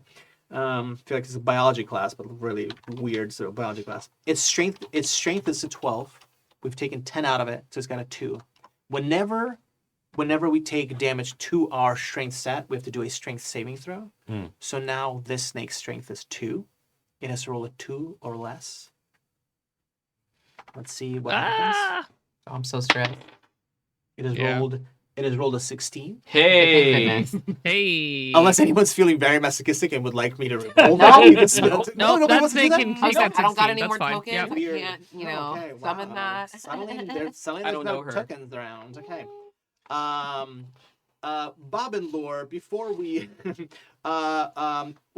before Bob and Lore can even you stick your spear out, and Bobby Socks goes to stab with the poke, and just as Bill was describing, the snake does that wobble and it comes crashing down. Oh no. Its breathing We were is labored. so terrifying. Yeah, I think that's what did it, eh? Its breathing is labored because it's still down to 2 strength. It's still alive, and as it falls, the glow in its eyes goes away. Having hit it from this distance, doing so much damage, probably as powerful of a spell as you've ever cast, unless Easily. Yeah. You're still gonna reeling from just like having lost all that willpower. But in this moment, as the snake and it's just sort of just the dust starts to settle around the snake, you notice that around the tip of its tail seems to be a metal band. And on that metal band is a number. Ooh. And it says 111. Ah! We hear from inside the cheese. What's the number? Sorry, what was it? 111. 111. Snake eyes. And then some. Roll them. Yep. Roll them. We hear from inside the wax. How's it going out there? Everything looking okay? The rest of the town is still panicking as the other snakes are moving around. Bobs, what do you guys want to do? You have the snake that's barely breathing. Its eyes are no longer glowing. Mm-hmm. What do you think is going on? What do we want to do? Well, I'm worried about these other 2 snakes that are going to be coming. Mhm. Kind of Mhm. stressed. But whatever we just did, or whatever really what 303 just did, Damn, right? was what we Yeah. needed. So I'm gonna probably just ask for straight up. Oh, buddy, Oh, what the heck was that? magic rock. And he kind of like I'll slumps say- down on his butt, and he's like, I never done that before. That big. You've done it before, but small. Little, yeah, little. Oh boy, I'm a little tired now. Yeah, you look tired. Uh, okay, more snakes. Get it? and he stands up to like try to like do it, and he just kind of wobbles and There. like Why don't you take a that. little moment? Take a little rest. Why don't you take a little rest for a We've had a moment? big day. Okay. I he want to just offer he him just just like like goes, a little sweetie of some sort, like a little like candy or Aw. something, just to like, you know, Aw, help him sweetie. for a moment. Did we see where the other snakes are? So glad you asked. Hope, you look around, and also Lure, since you're up on the plinth, you look out. Lure, I think your eyes almost immediately go to this Aye. because I think you've got so much affection. But you see that as the snakes emerged, they had trashed Gertrude. The raft has been wrecked. The love of my micey life. You can see Destroyed. some bobs still rushing through the grass along the lake, running away. Hope, as you look out, you see that you can still hear mice screaming and shouting from the different stores and the different stalls and burrows all around. So you then also as you're looking out, I hear Elder Bob from inside the cheese. Why wasn't the alarm sounded? Where are the guards? Where are the guards? And there's a little booth, the guard booth by the lakeside that says "Gone on honeymoon." Oh God. oh. Yeah. Yeah. Bob and Lure, filled with unparalleled mousy rage, calls over his shoulder, "Stay put. Keep our guest safe. I'm going to go save Bobsgiving." And Love and this. on a mission like you wouldn't believe, he begins to stalk forward with that hook out to pick a fight with whichever snake comes across his path first. Amazing. What do the rest of the Bobs do? I think Bob Hope can see the fire in Bob and Lure's eye, but doesn't want them to fight the spore snake alone, but wants to give them space. So he's gonna kind of scurry up to like the rooftops of the city and kind of like follow along like rooftop to rooftop and ready to help join in the fray once Bob and Lure finds the snake that wrecked his poor Gertrude. Okay. Oh. Fantastic. All right. Bob Hope climbs the roofs. All right. Scouting out. Bobby Socks. Yeah, I'm hanging out by my dear friend 303. I am concerned after seeing that, but also know that if we're going to win anything, I'm probably going to need to stick around this guy and make sure we get him back up to strength somehow. Because there's still not one, but 2 snakes out there. So I've got to see what we're at. So we had the one that they were able to find. Now, where's the other snake. There's another. Can I see the So, third? so it seems like one snake has been maybe somewhere lakeside Okay. after trashing After the raft, trashing is chasing Gertrude. after some bobs in the grass. Mm-hmm. And another snake is now Bob Hope is trying to track them Okay. across as they're leaping across Okay. little rooftops. So I'm gonna have a little heart-to-heart moment with my dear friend 303. Yeah. You are more powerful than you look, little one. Just so you know, Okay, pretty cool. okay. Yeah, no, more than okay. Great. Oh. That's Okay. right. That's right. I'm sorry, it's so cute. What exactly? Do you got some magic in you? Yeah, I guess. I have special rocks that do stuff. I think that's more than just a rock. I feel like Yeah. that's got to be a little bit about you because you look like that took a lot out of you. Yeah. Do you think you could teach me though? Am I able to learn maybe a little bit of what you got going on? I don't know how I do it, so no. Fair. No, it's you. It's you. You all you, are you are the power. All right, let's get you healed up. I'm gonna try to see what I can do to help power him up. Amazing. We have a little montage of power up. Yeah. Thing. Yeah. We got it. Punching acorns. I know, like Rocky Sticks, but Amazing. like, we gotta stop the snakes. So yeah, more you right. snakes. Let's get you ready. And so Okay. I wanna tag team with him. Hell yeah. Mhm. Okay, great. So let's do this. Let's just kind of go around real quick and try to resolve each one of these things. Bob and Lore, you Yes. you strut off to the lake.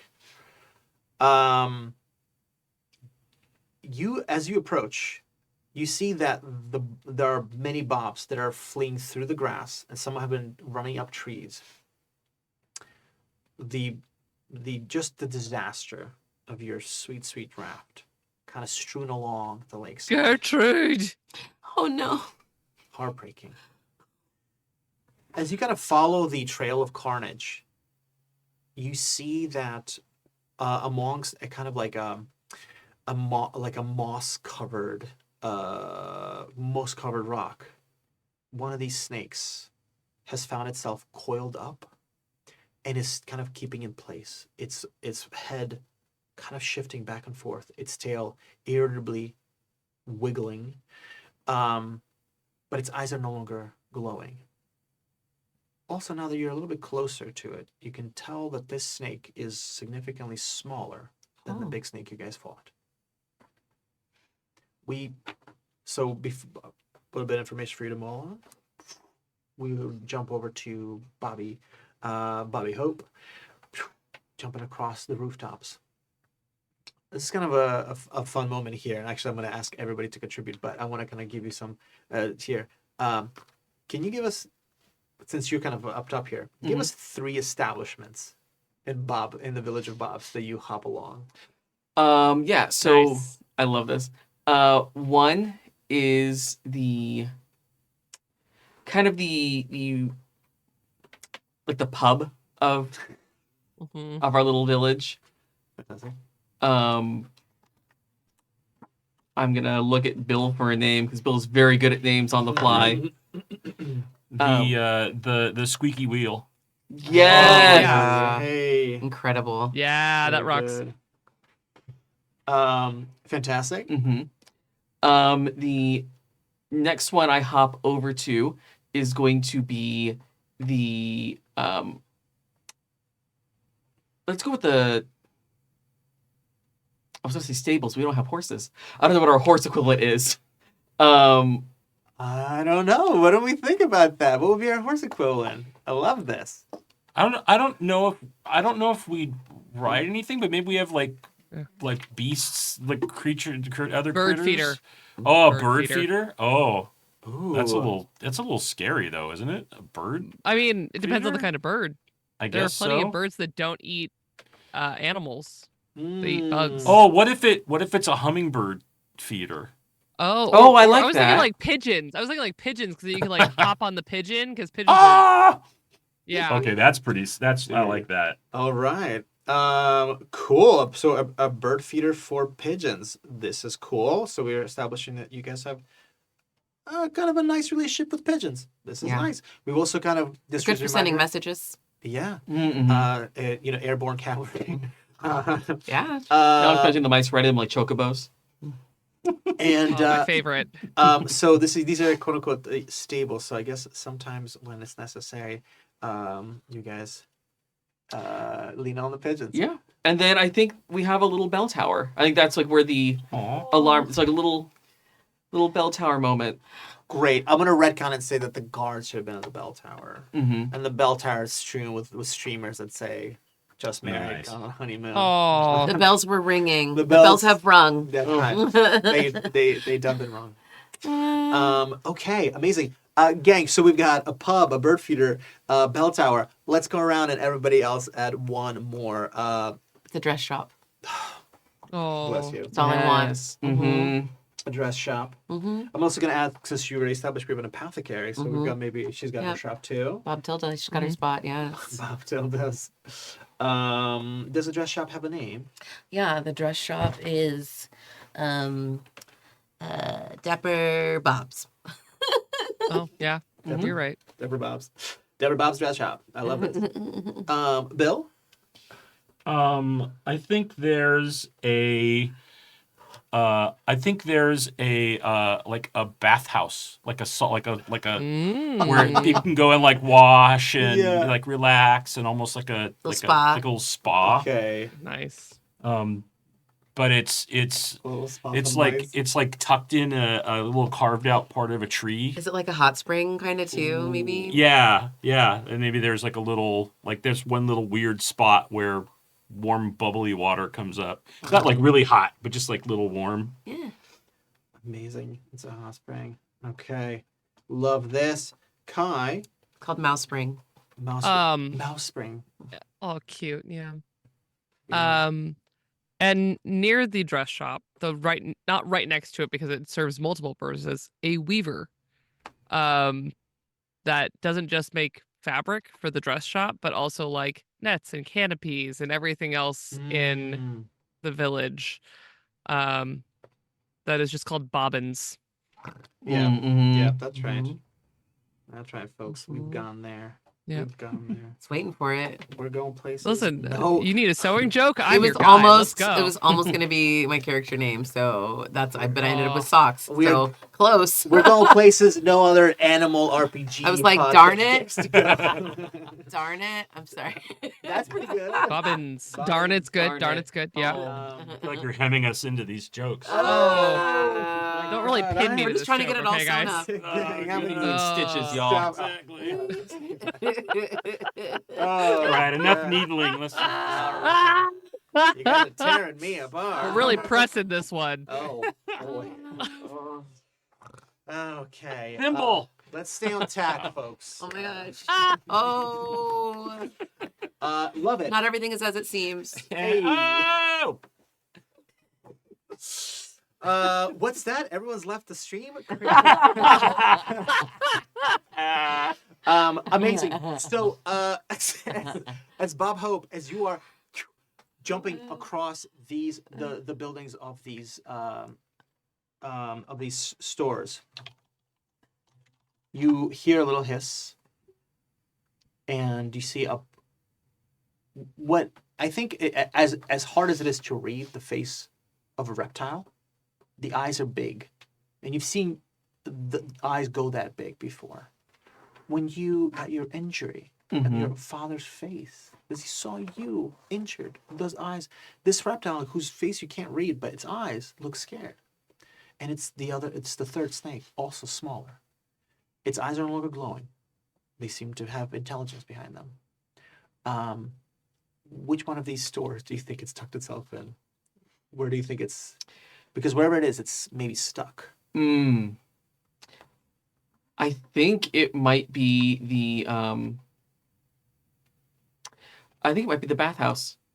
I think it's looking for warmth. I think it's looking for somewhere like to hide and be That's good. safe. And I That's think good. that's probably in an emergency. I don't see a lot of people going to the bathhouse.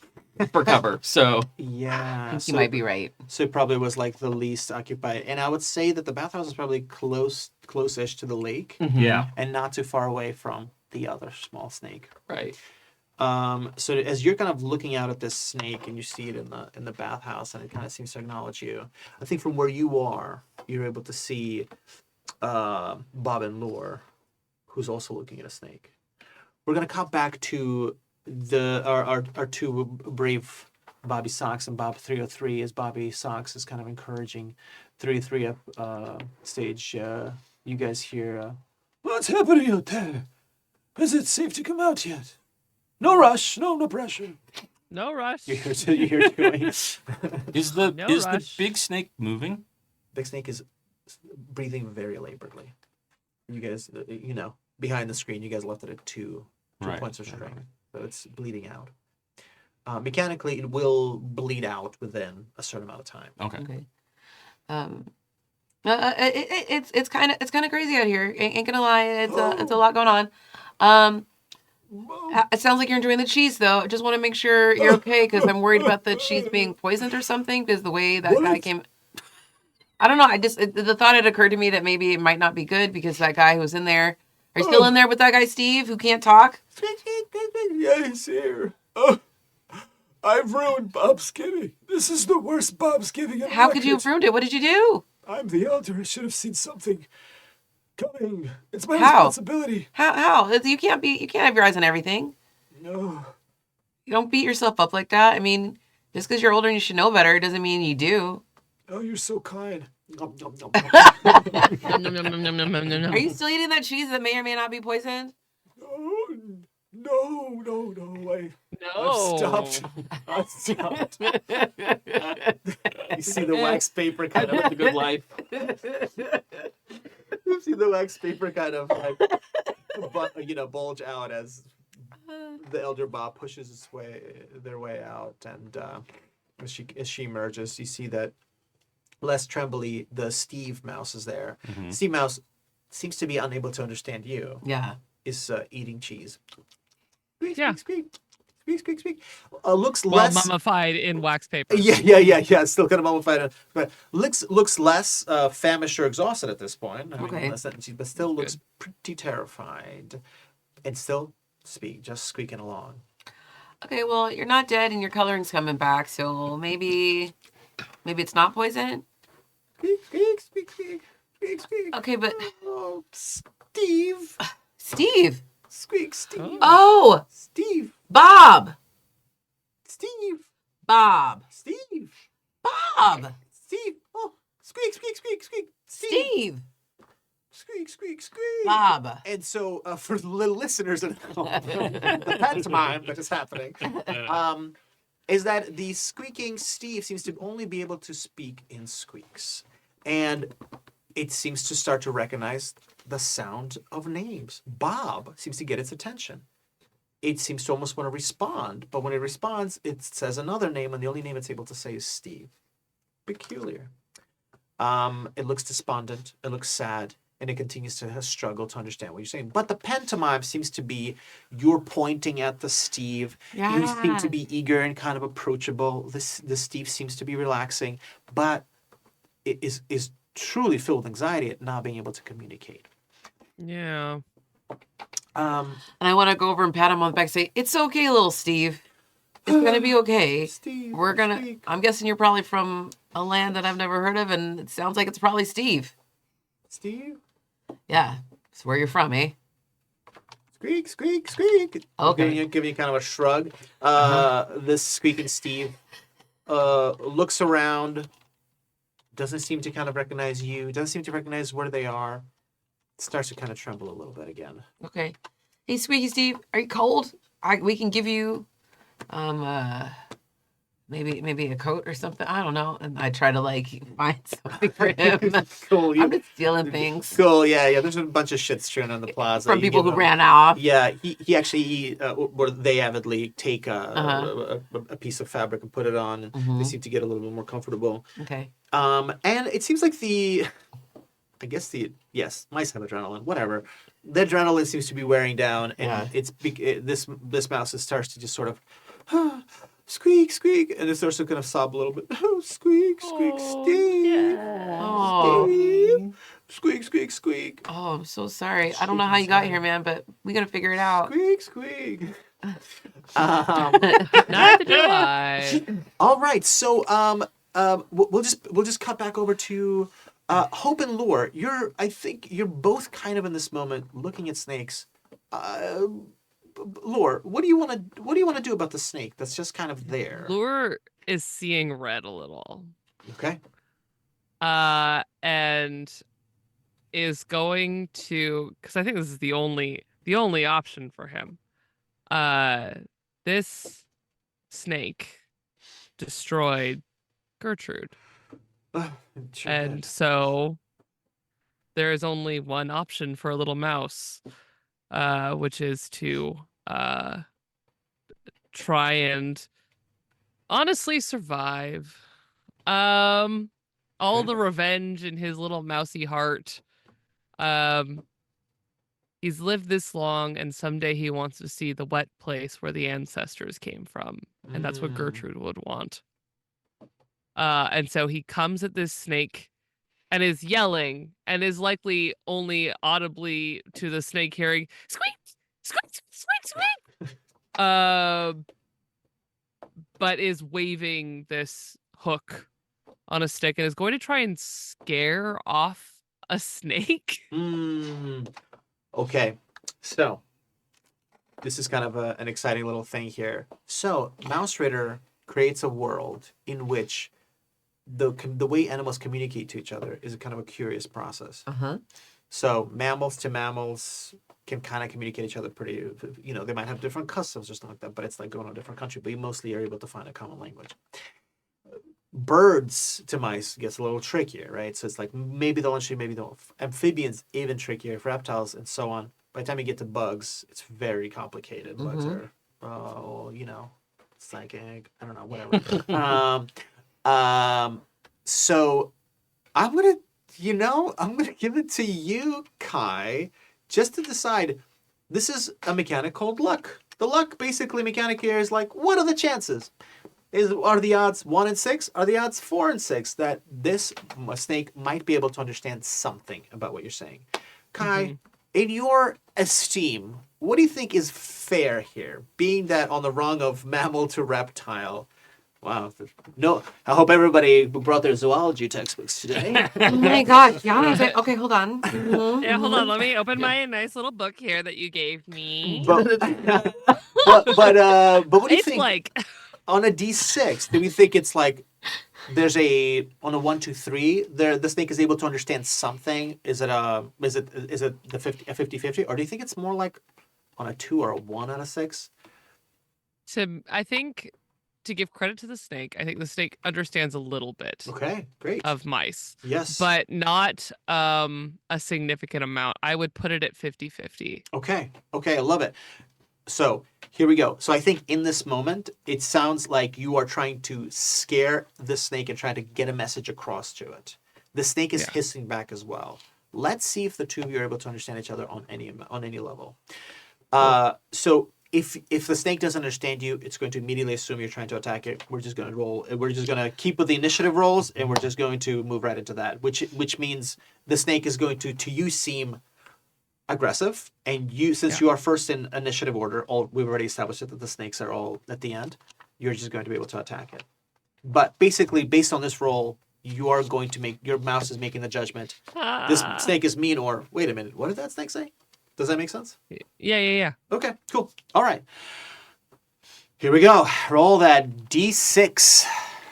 Boy, you do a lot of D6s in this game, huh? Yeah. All That's about a it. 2. Ooh, Hey! that's good. That's good. We want to roll low. Amazing. Fantastic. Okay, Kai, roll another D6 for me. Okay, now that's a 6. That's a 6. On this roll, as the snake hisses back at you, and you're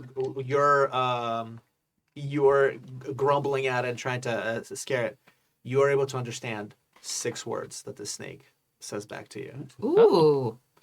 And those words are, "Where is Mom? I am scared." Oh, Oh, we killed the no. mom. Oh god. And then you stab it, right? You stab the snake now? Now you stab yeah, it? that's the Oh.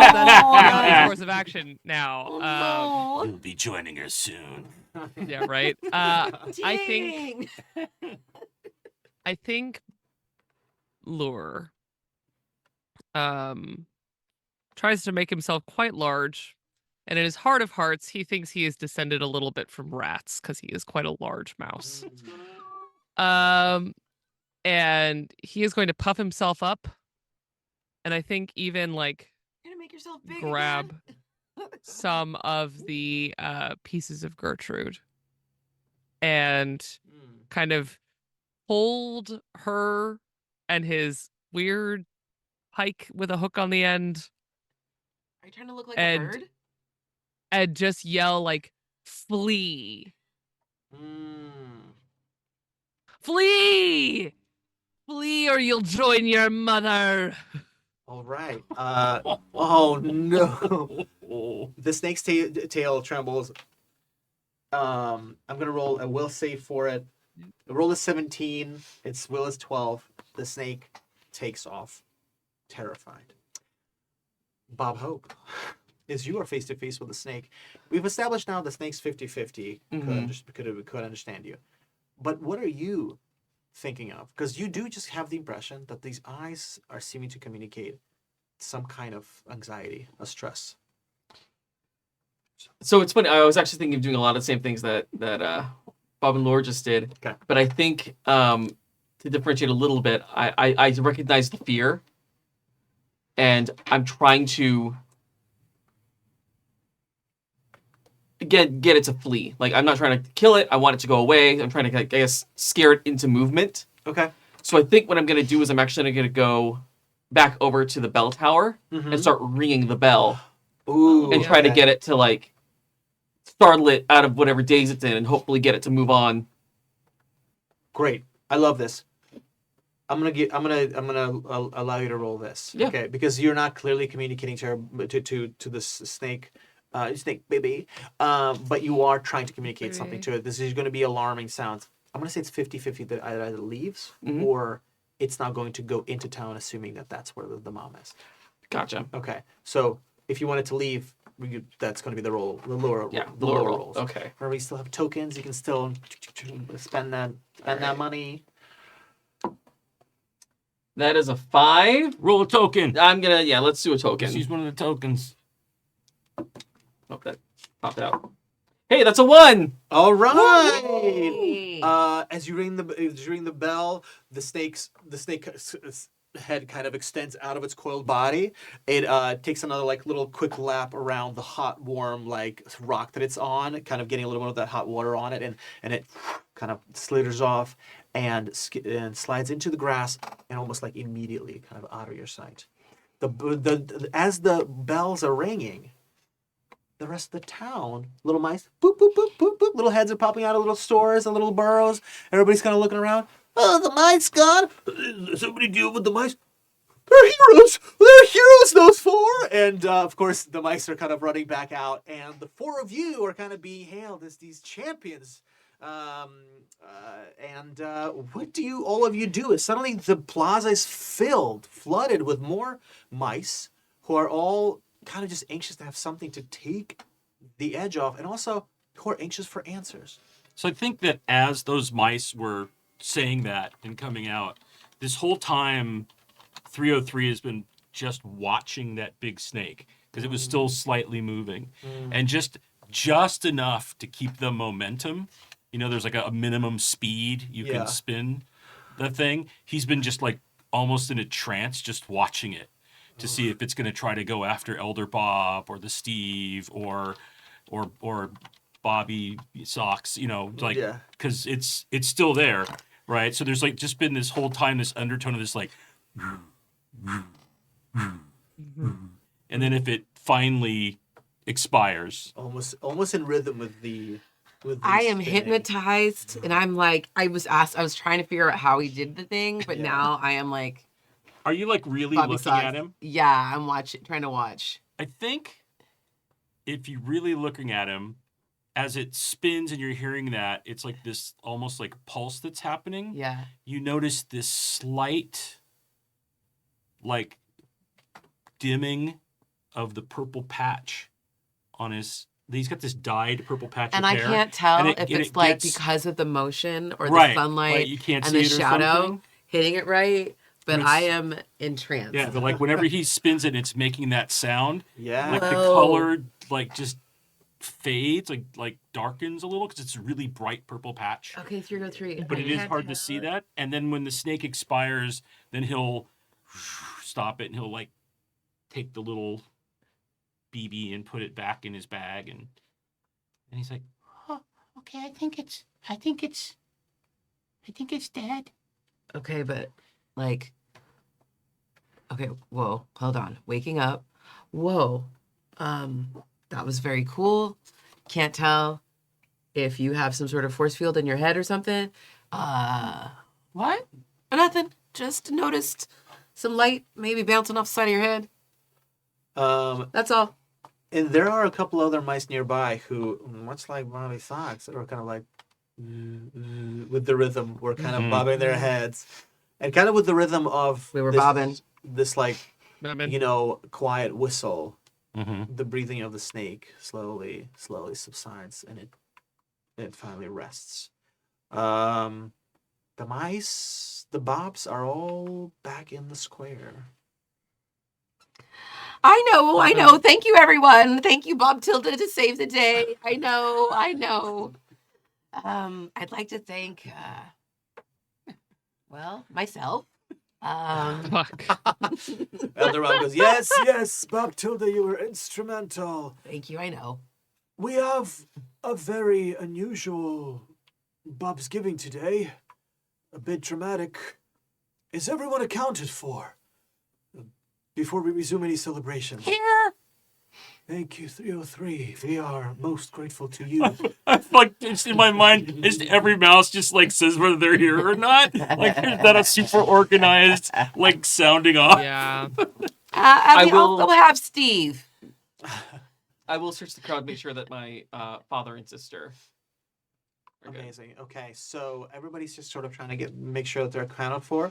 Kai, yes. Bob and Lure does not return to the square. Okay. He's going to sit with Gertrude Oh. and pull all of her pieces back together as much as he can. Some of them, I'm sure, have floated off. Yeah. So let's see. Oh gosh, this is tough. All right. Okay. Devastating. It is devastating. I want you, Bob Hope, Mhm. to roll a 50-50 to see if everybody in your family is accounted for. Oh no! Okay, Oh. that's a 4. Oh no! Is high bad? Hi, is bad. Can you please spend a token? You can spend Okay, a I'll Yeah, I'll spend a take. token. Yeah. All right. Let's do it. That's a 4 again. So No. Right. How many tokens do we have left? I think we are down to 3 now. Oh God. We really burnt through those tokens. So you re-rolled. Somebody contributed a token. Are you opening the floodgates for people to contribute? Because we can still get one from Kai. We can still get one from Terry. yeah, I'm not going to spend any, but if anybody else wants to spend one, I'm fine with it. Cool. Okay. I give my token to You hear you. We've got one from Terry. For the family. That's a 3. It's all about family. All right. The family's accounted for. Fast Joey, and Furious. We got you. So this is kind of like a tricky thing, right? We're using tokens. Right. So again, we're kind of learning how to play with this mechanic, right? Because we're saying the dice are saying no, the family's not accounted for, but we have this narrative device that says no, we can actually change the story. How do you discover your family despite not necessarily being able to find them right away? Right, you kind of quote unquote failed at the looking for them, Right. but somehow they have turned up. I think as I'm coming down off the roof and I'm trying to see where they are, I'm getting kind of swept up in the crowd because Elder Bob is trying to like raise us up as these heroes, and I can't. I can't see anything through the crowd. Yes. And I'm looking for all the places I would think they would be. And I don't realize that they actually were helping neighbors hide somewhere else. And so they're coming out of like this hidey hole from a neighbor's home. And yes, there's a brief moment where I'm terrified that I am now completely alone. Oh. Just because I'm this kind of person who Yeah. likes to explore these sort of things. In the moment where you think your family is missing, what about that terrifies you, or what did Bob hope the most? What does it mean to not have family? It's family is kind of his touchstone. His whole life's been about family. Like he's been raised to help take over the family business, and all of his favorite memories are revolving around family and telling stories, and telling their own stories. And there's also a part of him that's, aside from the fact that he'd be losing everyone, he would then need to really step up and take over the family business full time, which means he's never going to leave the town. Whoa. Okay. Damn, that's so fucking real. Oh yeah. Wow. But there they are. It's now your turn to to put on the manager's glasses, to run the shop. But yet, and also everybody's safe. Right. Yeah, that's the important thing. But and he feels guilty about that feeling too, that like, aside from the grief of thinking that they're gone, that brief moment, that brief like flash of, I'm never going to get to leave. I'm never going to get to see the world. You see your dad? Bob, you did so well, and he embraces you. Oh, Hope, I'm so proud of you. Thank you, Father. Oh, you're almost ready to take over the store. I know it. You've got it in. You've got a leader in you. Oh, You God. always have. Yes. I'm glad I can make you proud. Of course. You make us proud every day, Bob. Of course. Oh, kind of. So the father sort of regards the other family members around and says, "Well, I think maybe I don't say it enough, and Bobsgiving is as good of a time to be reminded of the people you're grateful for, and I think you're quite remarkable, son. I knew you were amazing, but this was truly unexpected. I'm so happy you're safe. Yes. Next time, you don't need to be such a hero." I was just doing what the heroes in the stories you would tell me would do. Oh, dang it. I knew Dang those it. stories were going to fill you with all sorts of crazy ideas. Oh, well, you're a hero in my book. And he gives you a tighter hug. And you have a kind of unexpected sweet moment with your dad. And meantime, what does losing Gertrude feels and means to Bob and Laura? You mentioned a lot that you have this connection with the water mice. Yeah. Yeah. It's like a folktale. I think Lure doesn't really have like a lot of acute memories of his family and where he came from, and being taken in by the Bobs was comforting and nice. And he has taken to it very, very well. Mm. And Gertrude was that promise that, no, I'm still a roving mouse. I will still find the waterways of my ancestors, these wet places where we feasted. Mm. And without Gertrude, he sees a long time, and mice only live so long. So he's wondering, does he have enough time to build Gertrude and go back to the water and find the waterways of his ancestors? Oh. Oof. You know, at this moment, as you're there with your wrecked raft, your precious Gertrude, and these kind of deeper ideas are sort of hitting you. A very like gentle paw lands on your shoulder. And it's the town painter. It's Bob Moss. Oh. He says, gee, Lure, you know, I'd say this is a pretty unhappy accident.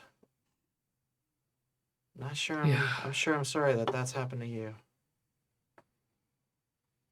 She's a good draft. She'll live on. Well, if I was painting a picture of this right now, I'd say the raft is still here. The raft, the raft is your story. You're still moving. You're still wiggling. Your whiskers are still nice and mossy. And I think he grips some pieces of Gertrude tight in his paws. You're right. If you'd like,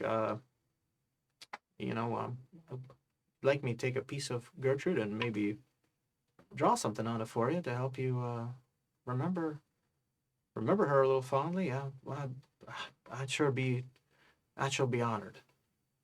Would you like that, Bob and Laura? I would. Bob Moss, I would really love that. And in fact, here, this is a nice big one. Whoa, look at You can this. show her the view that she loves so dearly. Look at this gorgeous canvas. Bob and Laura, this is a story yet to be told here. Pats you on the shoulder and says, "Hey, great job today. Thank you. Well, truly thank you. Happy Bobsgiving to you, Bob Moss. Happy Bobsgiving to you too, Bob and Laura. I think we all earn a little piece of cheese, don't you think?" A big piece of cheese, and he's like putting pieces of Gertrude under his arm. That's right. And starts to like stand up. You're right. Thank you. Yeah. Thank you, Bob Moss. And he puts a big like meaty paw on Bob Moss's shoulder. Yeah. Let's go back there. Hey, no need to rush. We take our time. There's plenty of cheese to go around. It kind of joins you in your waddle. In the speed that only Bob and Lure goes anywhere. That's right. So as these scenes are happening, we're back up on stage with and I'm just being mindful of time, folks. Just want to make sure. We're back on stage and front and center. Bobby Socks, Bobby SOCKS, Bob 303. You guys are standing kind of around the elder Bob, who's now looking down to both of you, and there's Steve.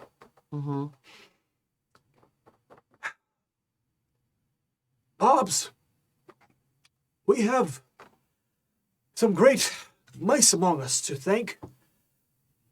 Bob SOCKS, 303, and Hope somewhere, and Bob and Lure as well. Did admirably today and saved us, protected us. I did nothing. Okay, it's fine. Oh. Please don't be humble. Oh, come on. Breaks up a piece of cheese and gives to you. There you go. That one's on the house. And Bobby Asiago is like, come on. What are you doing?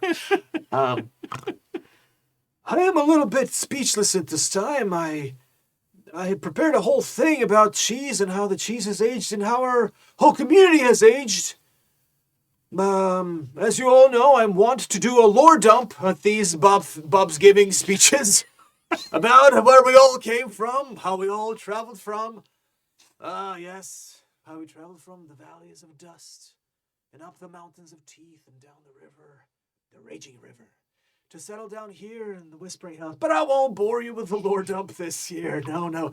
Feels like it's a time for action. It's a time to do something.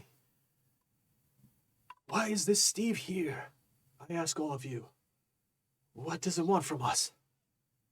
What does the snake want from us? I'm afraid I'm not the kind of leader who's quite ready for time of anything less than peace. I'm sorry. Perhaps our heroes here could help us in this moment. What are your thoughts? At this moment, I have to imagine kind of Bob hoping people are kind of applauding as you make your way through the crowd, and your father is so beaming with pride, and Bob Moss is leaning on Bob and Lore as the crowd kind of parts for all of you, all of you. So all four of you are kind of now up in front of the community. The community's kind of wrapped and kind of looking at all of you, wondering to see what you guys would say. The elder Bob kind of pulls you closer and says, I also feel like I'm putting you all on the spot here in front of the whole community. Maybe you guys can say something encouraging to let everybody relax a bit about what's going on. There's somebody from another place. There's apparently not just Bob's in the world. There's Steve's and the snakes. I don't know if they were. I think they were sent here by something else controlling them. So everybody's calm down. Everything is wrong. What? That may be true, but that doesn't mean that things cannot be right again. Yes. Both correct. Both correct. Did I do my job? Did I do what you said? Yes, that's right. The world is big, and we all know that we have a neighbor. We have many neighbors, and one of them is a Steve. We just don't know where the neighbor comes from. As Bob Moss says, well, happy accident, happy coincidence, and yes, some things we maybe got wrong. Some things we've yet to discover. Like we probably shouldn't have killed the big snake. Maybe I don't know. Oh, I don't know about that. Oh, sorry I'm about fairly Gertrude. I'm sorry. Fairly certain that she was coming to eat us. So I think Yeah, all but it didn't things- seem like she wanted to do it when she took off the thing. That there was something at the back of her or something. And Like on the at this tail? point, yeah, he 303 is like made his way as everybody's talking and the crowd's panicking. And he's the crowd's like, he's- huh? Yeah, what? He's Huh? trying Huh? with his little force strength. He's like trying to pull that ring off of the tip of the snail. Tip of the snail. The Tip tail. Of the tip of the tail. Tip of the tail. Tip of the tail. And I don't know how successful he is because he's not very strong and he's drained. But he's like, and he's like trying to get it off. Steve Mouse. Steve, you doing this.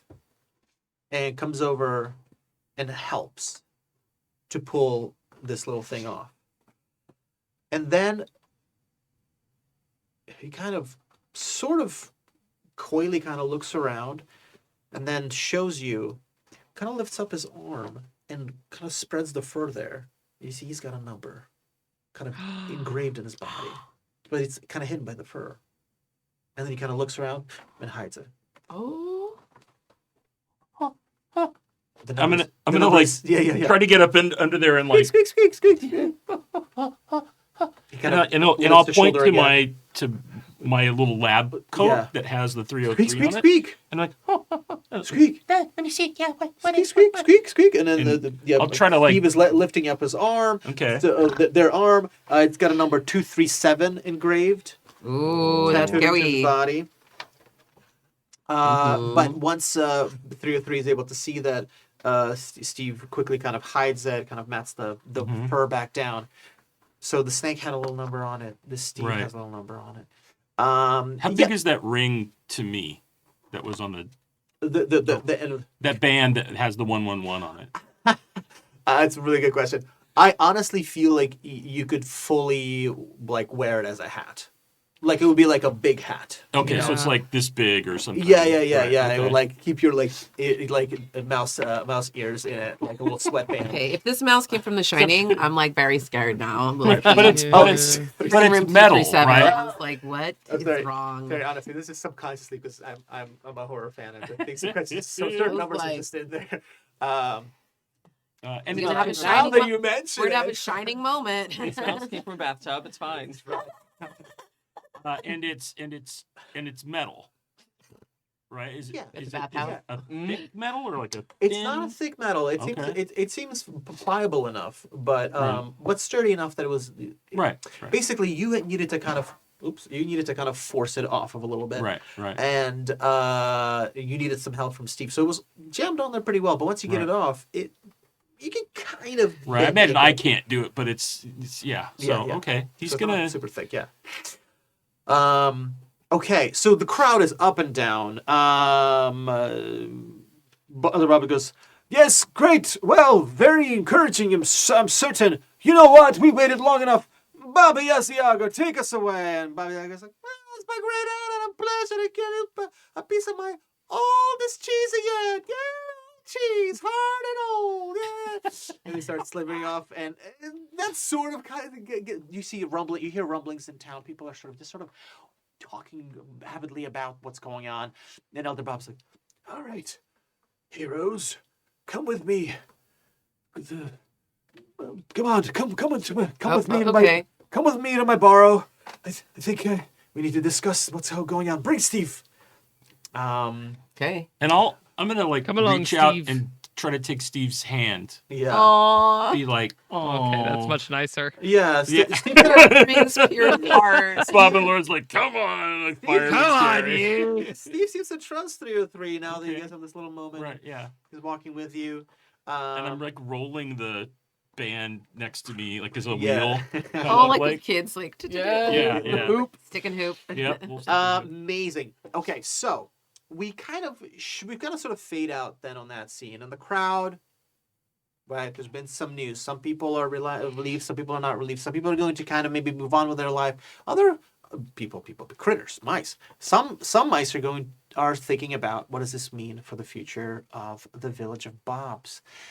And it's sort of the partying is going on in Bobsgiving, and the lovely Bob, who's got the Lakeside IPA, is pouring heavy. You know, deep pour. The cups are out. If there are any mushroom pies still up and about, they are getting feasted upon. Some Bob and singing- Laura definitely get some of that individual pie ale on his way out. Mhm. Yes. Some singing kind of starts up. Some of the mice are starting to sort of figure out a way how to make themselves a little bit less uncomfortable with what's happened during their big celebration. And we cut over to this really cozy nook. It's got some nice furniture in it, courtesy of another Bob who we introduced last week, a very Ron Swanson type of Bob who brought some furniture. Some cute little... He has to be Bob Swanson, right? Like, doesn't he have to be Yeah, Bob Swanson, yeah, there you Bob go. Swanson. It's gotta be it. Some nice furniture and a nice little burrow, nice little hole. And Elder Bob kind of brings you in, closes the door, tells their assistant to hold my calls. Tells the assistant to wait outside. Tweet. All right, Bobs. All right.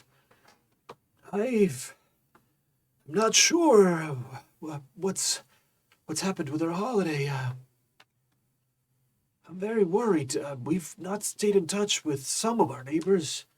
Certainly we know where some of our neighbors are, but Steve's, we haven't been in touch with them in a long time. What do you think is going on? You were so admirably, you performed so admirably up there.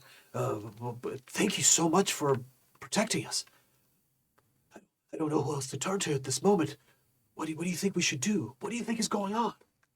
Well, there's been rumblings in the water for some time that things are going bad. Didn't you notice that? Things have been kind of strange. Yeah. You noticed the rumblings too, Lure? Yeah, just the water's been odd. Odd. What kind of rumblings? How odd is the water? I don't think the rumblings could. I don't perceive them. I'm not sure. Oh, you're not really in touch with nature, are you, Elder? Well, when you get to be my age, you're. You've got soft hands now. I see.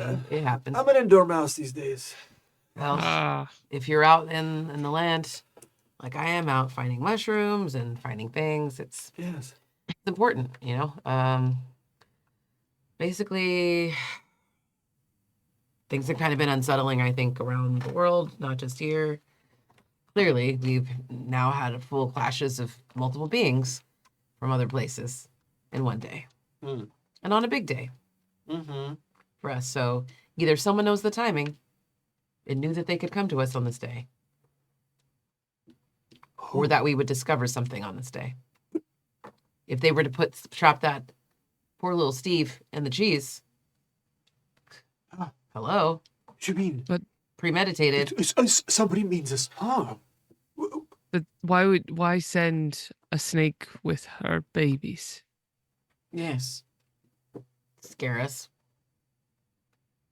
They were pretty scary until we realized that it was just a mom and her kids. Mom and her kids? Are you sure? The one by the water. The one with Gertrude. Oh, so sorry. They were scared. They're just looking for their mum. That's correct. Yes, I saw the look in that snake's eyes, and it was more fear than ferocious. You looked into the snake when it appeared. Its eyes were haunted, Glowing. glowing. Yes. Wild. Yes. What of that? Did these other snakes? Their eyes did not glow. No, not at all. Oh. I feel like 303 might have more to say about all of this than he's willing to say right now, and I think we should ask him. What do you think, 303? And even Steve was kind of looking between. Squeak, squeak, squeak. Numbers. Mm-hmm. Numbers.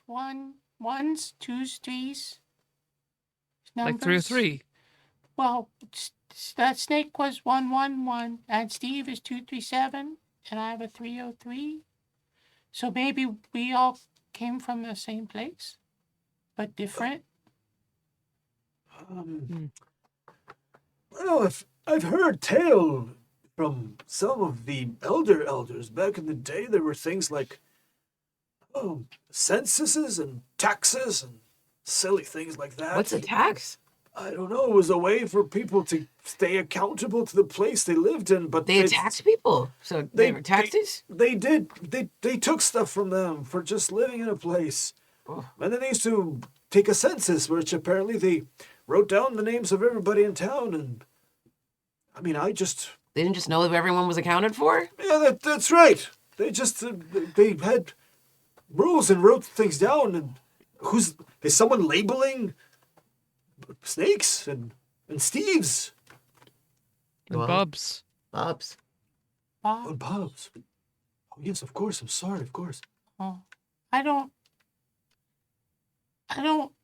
remember but sometimes I think I remember, but I'm not sure because there's other numbers. 00, 01, 02, 03.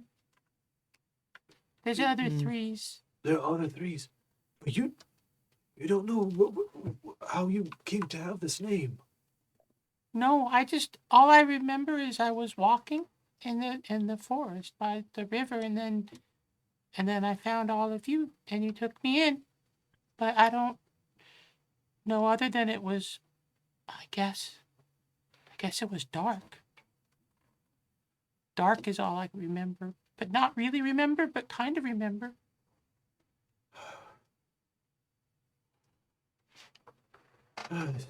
Perhaps the best course of action would be to see what is happening in this village of Steves. Yes. If this I happened agree. to this Steve, more things would be happening to the other Steves. And if the snake came here looking for a Steve, if there's a large collection of them, I can only imagine what they may be facing. Yes, that's fair. Yeah. If something, I guess something has happened. But if something had happened here, I would be so concerned. Looks at the Steve and goes, "Oh my heart aches to think of what the elder Steve must be going through." I have a question. Yes, Elder, yes. have we never understood the Steves? And then points to Steve, the Steve that's here. And Steve goes, Steve! No, of course we can. All mice can understand each other. This is That's what I peculiar. thought. Yes, we can sometimes Right. even speak to other creatures too. For example, we have a 50-50 chance of being able to understand a snake. I did understand a snake Yes, today. you Again, did. Oh, it was what did it looking say? for their mother. It was looking for their mother. Oh, Yes. Oh, it was oh, very you think- sad. you think the big snake was its mother? I Yeah. Yeah. Yeah. Oh, gosh. Now, Steve, Well, that feels If I just different. said Bob, Bob, Bob, Bob, Bob, Bob, do you understand me? Steve, squeak, squeak, squeak, squeak, Steve. Steve is curiously looking at you. Doesn't seem to be a clear sign of understanding. Yeah. So What if I say Steve, Steve, Steve, Steve, Steve, Steve, Steve, Steve, Steve, Steve? Steve, squeak, squeak, Steve, squeak, Steve is Stevie. Steve, yeah. Steve is Steve. So this is Stevia. Steve. Oh, okay. Never met a Stevia. It sounds a lovely name, actually. Sweet but weird. Yeah. Correct. Maybe a little bad for you. We're not really sure. So the Steve seems to be not comprehending what's being said to it. Saying Bob, Bob, Bob. Love this move. Doesn't seem to elicit, except that Steve recognizes that a name is being said. But Mhm. so we're in the sauce here, folks. So let's review.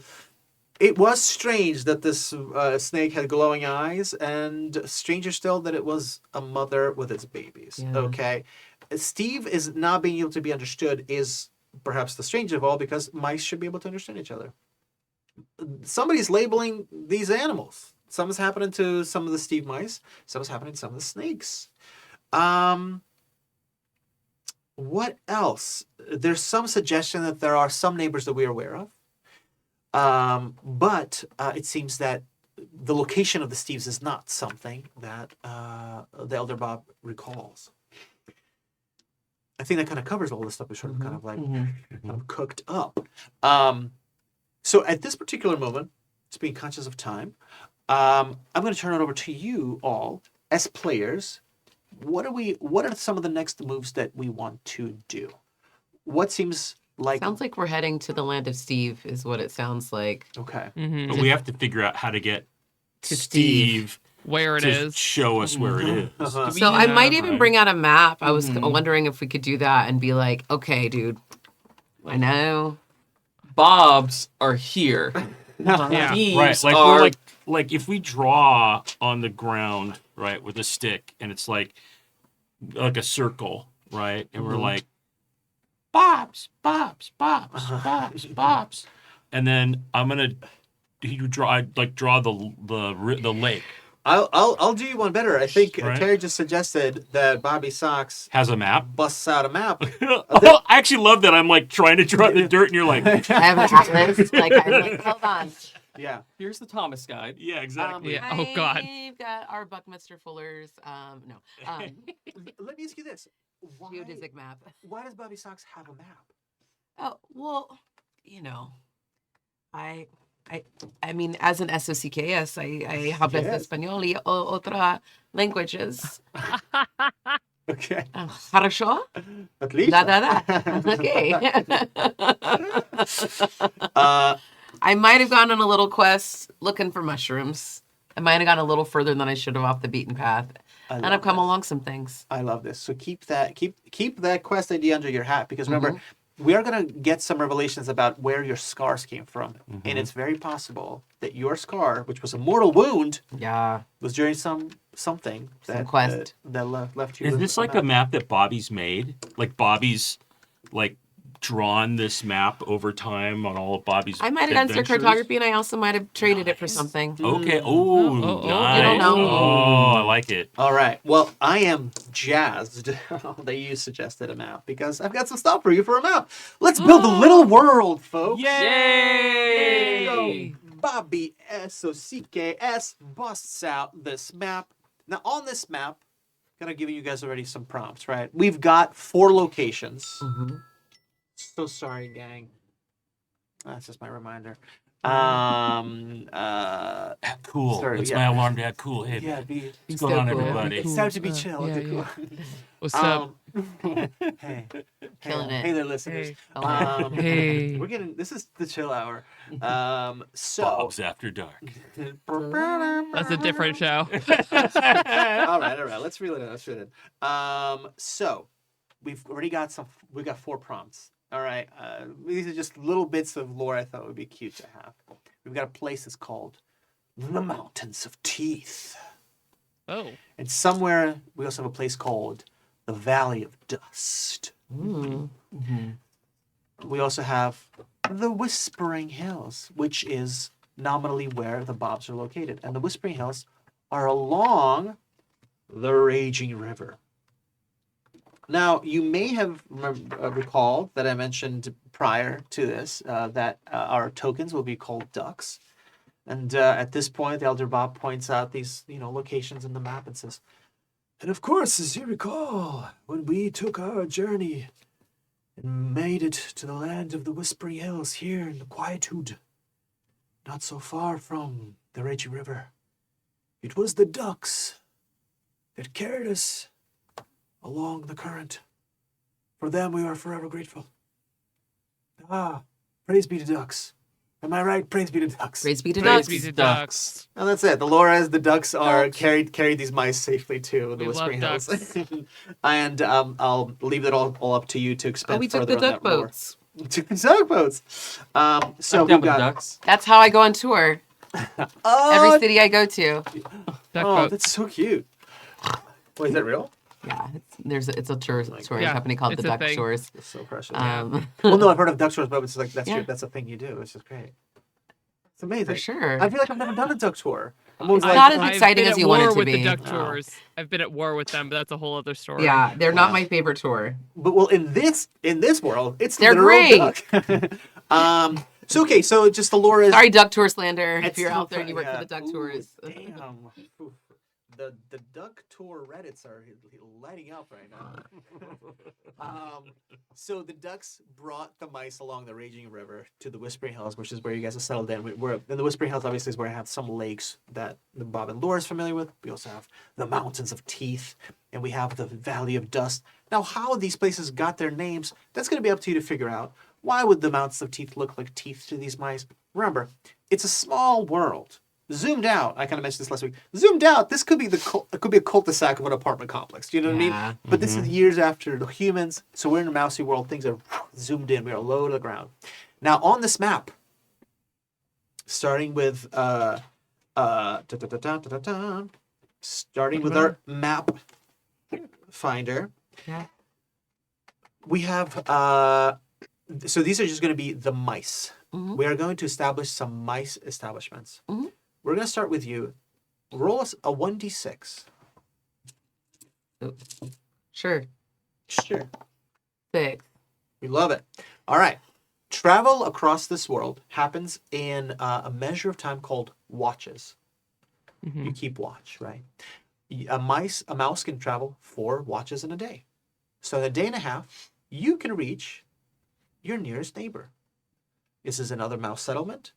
What is the name of this mouse settlement? What's their prefix? Is this the Bens? No, they're mole. The They're Bens are the moles? moles. Yeah. So we're just establishing mice right now. Yeah. Mm-hmm. You gotta fill in some. So 6 watches away in the Whispering Hills Mm-hmm. is our nearest neighbor. Another mouse settlement. Not Steve, right? Steve are the only ones we really don't know where they are on the map. But Terry, over to you. What we want to name this settlement? Oh, okay. Near us are the Delilahs. That's for late night radio. Yes. Nice. And my little cousin. Shout out. I love it. The Delilah mice. Okay, so six watches traveling from you. Okay. Let's just. I'm just gonna speed through it. Bill, Mm-hmm. along the Raging River. Once you get to Raging River proper, along the Raging River, 2d6 roll for me, and we're gonna put another mouse establishment. 10. 10. All right. So 10 watches travel along the raging river is another mouse settlement, and its prefix is Jeremy's. the Jeremys. Love it. Okay. Now, as you keep traveling up the raging river, you reach the mountains of Teeth. Traveling through the mountains to the mountains of Teeth. Roll 3d6 for me, Joey. Yep. Let's go. I don't know why I have to swap those out. We are looking at 9. Okay, so the mountains of Teeth are in a different direction from the Jeremys. But in 9 watches of traveling through the mountains of Teeth, you will find a mouse settlement. And it's called? The Maxes. Maxes from the mountains. I love this. Last but not least, Think about the Grinch. Sorry. last but not least, once you cross over the mountains, you reach the Valley of Dust. And there, Kai, would you roll for us 4d6? Oh God. Got my 4. Yeah. I believe in you. Oh, I got 2, 3, 4, 5. Actually, no joke. That's really funny. So that's a 14 total. 14, okay. 14 watches. All right. And what is this mouse settlement called? The Fumis. I love this. The Fumis. Foomi? Or Fumi. Love it. Fumis. Okay, so let's review. 6 watches travel away. We've got the mouse settlement of Delilah's here in the Whispering Hills. And 10 watches travel away. We reach a settlement of Jeremy's along the raging river. Now, traveling a slightly different direction, you'll reach the mountains of Teeth, which are 9 watches away, where you'll find the Maxes. And 14 watches away in the Valley of Dust are the Fumis. Sweet. These are the mouse settlements.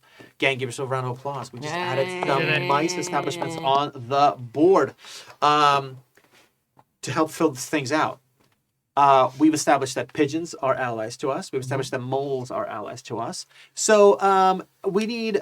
So we already got pigeons. We got moles. So Bill and Terry, can you contribute like an ally creature that isn't a mouse? That would be just friendly, Sure. All I can think is capybara, so I would like to think of something else in my brain, but that's all I got. Capybaras are great. They're just cute. Friend-shaped animals. And they want to be, and they think they're little, but They're rodents. they work. are. Bill? I think it is, and it's a like really strange allyship, but it's Could be. It's ladybugs. Yeah. Ooh, I love They're good that. luck. Ladybugs. Okay, great. Because they're on that other extreme of understanding, right? Yes. So, So these are creatures that are allied to us. Allied in the sense of being that they are favorable to you, right? There might be some, again, with pigeons and moles, we were kind of started to play around with like, what do they get out of this relationship? Like the moles give you tubers, but you guys give them furniture and leather goods in exchange. The pigeons will figure something out. But as we need these things, where these things are going to emerge. But right now, these are helping us fill out the world. What about not so nice animals? Predators, perhaps antagonistic animals. Owls. Hate them. Fucking hate them. Terrifying. Fucking hate them.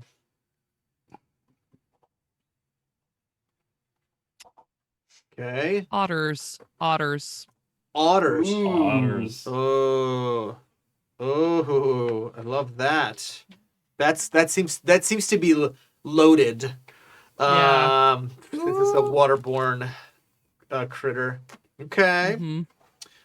Owls. otters. Mm-hmm. We're sticking with an O theme. No, you don't. I know. I thought about that, and I was like, "What can I do?" Ostrich. Ostrich. Oh my god! Can you imagine an ostrich? That is a Yes. world-ending creature. They are for a mouse. Oh my Yeah. god, They're so large and they're mean. huge. They're so mean. There was an ostrich farm down the road from where my brother went to school when I was little, and terrifying. I have a very funny ostrich story for the future about ostriches. Can't wait. In Let's California. throw it in. I'm throwing it in. Mhm. Ostrich. Ostrich. I love it. I mean, It's in. it's great because there's some lore about how this got established, that this is a creature that does not appreciate mice and how you've all learned to fear them. Bill. Like, I almost have to say ocelot, right? Just to keep the theme. Yeah. Oh. Chat did also offer up a possum. Mhm. Oh, yeah, opossum. Opossum. You're- That's better. That's better. Possums. Oh. Possums. Possums. Ooh, okay. So, listeners, viewers at home, the Overall Bobs. wearing motherfuckers. The Bobs are friendly with pigeons, moles, capybaras, and ladybugs. And of course, we all know that ducks are simply saints. Yeah. Our predators are owls, otters, ostriches, and opossums. And as things evolve, we'll probably discover other creatures who you will have different kinds of relationships with. For example, right now, we don't really know how we feel about snakes because these are unusual snakes, right? Snakes? Question mark. Question mark kind of looks like a snake. Coincidence? Uh-oh. Hey, Mm. Artem. Sure Oh. does. Sure does. We're going too far. We're going too far. Uh-oh. They've gone off. Some lines are not to be crossed. All right. Amazing. So as we look at this map, we filled out. We have some. We have the Delilahs. We've got the Jeremys. We've got the Maxes, and we've got the Fumis. We also know that in this world there are some allies. We've got some predators. Okay. As you guys are looking at this map, considering where to go, keep it also under your hat that for your homework for next week is going to be to think about a location near one of these places, or maybe these settlements where your a dramatic event happened that gave you your scar. But right now in the moment, as Elder Bob kind of looks over the map, Yes, of course. I've never been to the Mountains of Teeth, but I hear they're very impressive. They are absolutely stunning. Oh, yes. Yeah, he's here. stunning. Oh yeah. what was it like? Well, it's another place. They're tall. Another place. Oh, Yeah. you're very brave to have traveled so far. Well, the mushrooms there, incredible. Is that Ah. right? Huh? Oh. Well, What? Oh, yeah, they were great. The people were nice too. yes. Should have The tried the Maxes were mushroom. nice. Yeah, the Maxes are great. Oh, The good. Maxes in the mountains, they don't really do Bobsgiving as hard. I mean, Maxgiving. Sorry, different I holiday. thought they there. celebrate something called Maximus. Oh yes, Okay. that's what I was there for. It was Maximus, and they have so much stuff everywhere. Somebody was saying it's like because they're maximalist or something, and they have to have a lot of things everywhere. And they really did. It was a lot to get through, but nice people, just nice mice. I'm feverishly making notes. Yeah. So, Yes, but well, they're saying that people sometimes lose the meaning of Maximus, and sometimes it's about all the things, but they're always like, no, it should be about less things, and just a tough thing. yes, true. It's hard sometimes with. What do these holidays mean? Maxgiving, Maximus, Maxoween. I don't know. Some of these things. Some people say they're too close together. Like, it's like boom, boom, boom. It's like a lot, Yes, But the Maxes like to max it out, so they kind of enjoy, I think, they having a lot. must be able to handle living at those high altitudes. They must really Yeah. enjoy that sort of thing. I was definitely out of breath a good amount of time. Well, of course, I don't know where the Steves are on the map, but look, I don't know. If I was a mouse, I would want to, and I was in trouble, like Steve here seems to be. I would want to find the comfort of other mice. Perhaps that seems like a natural place to look, but I don't know. I just don't know if he was put here, like magicked here somehow, or put under Steve. some sort of duress here by being placed in the cheese block. Steve, squeak. Squeak. Me too, Steve. I try to put the map in front of Steve and go, Max's. Okay. Steve? And I show him, try to show him the other places. I'm like, all right, Fumi's. Steve. Jeremy's?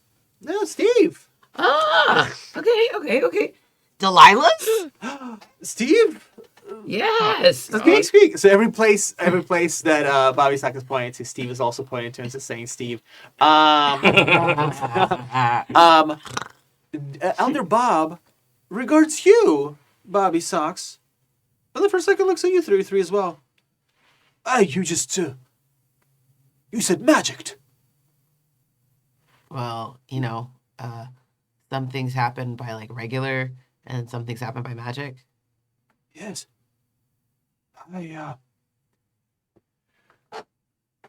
Your rumblings you mentioned. Mm-hmm. You know, I felt some rumblings under the ground a few days ago, and then it turns out it was one of our neighbors, the moles.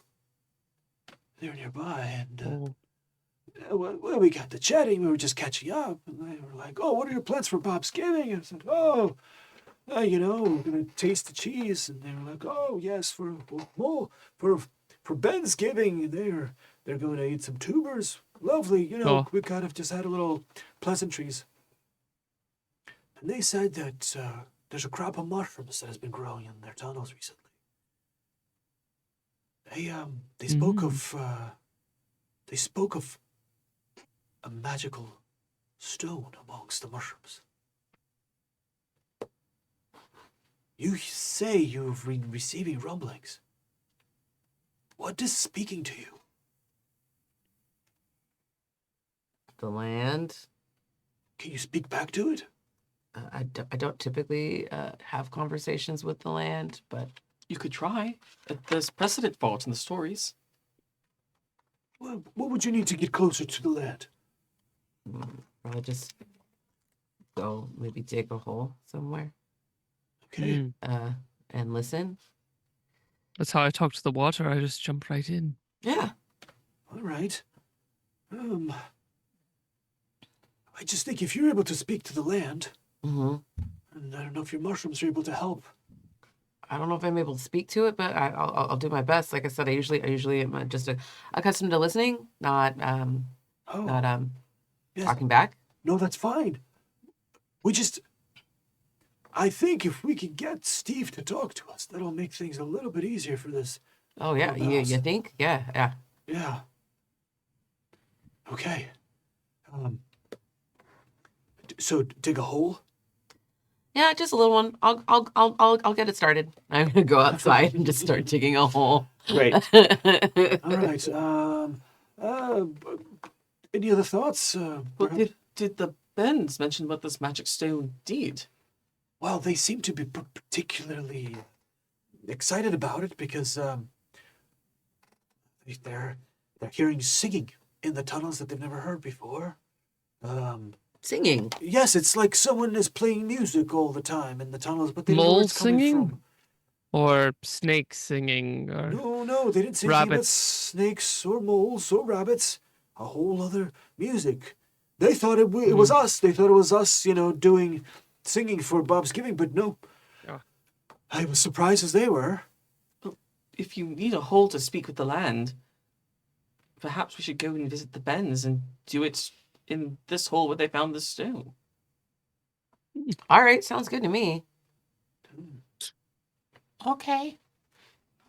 Is it? I like the bends. Was it like words singing? Did they say there was words? Well, they suggested singing. I assume it was words, yes. Well, I bet if they're all hearing it, then we'll probably all hear it. So it won't just be me. That might be helpful. Then maybe if we have to try to send a message together, we can maybe sing back about like Steve or something. Yeah. All right, then. I love us singing. Steve. Steve. Steve. Bob. Ooh. Squeak, squeak, Steve. Aw, Amazing. Steve. So, with that, the elder Bob kind of looks out their door, sees their assistant there, and says, "All right, tell everyone we'll be back for the late night cheesing. But for now, we need to do something." Kind of looks back to you, goes, "I trust the moles, but bring your weapons just in case." All right. Noted. Fantastic. You set off to go meet the moles. Right. And we're taking Steve, right? We're We taking have to take Steve. Heck yeah, Yeah, we're trying to get him Steve. back to his people. Yeah.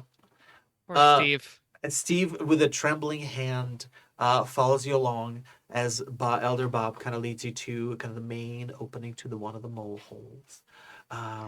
It's dark but warm inside.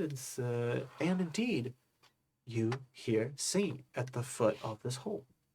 And immediately, Bobby Socks, the singing sounds familiar, the rumblings. And earlier, before the snake showed up, you felt a rumbling and a message that you mind the water. Now, that voice seems as familiar as before. Now it's clear. You're sort of able to hear what's being communicated. There is a song. It's a mushroom song.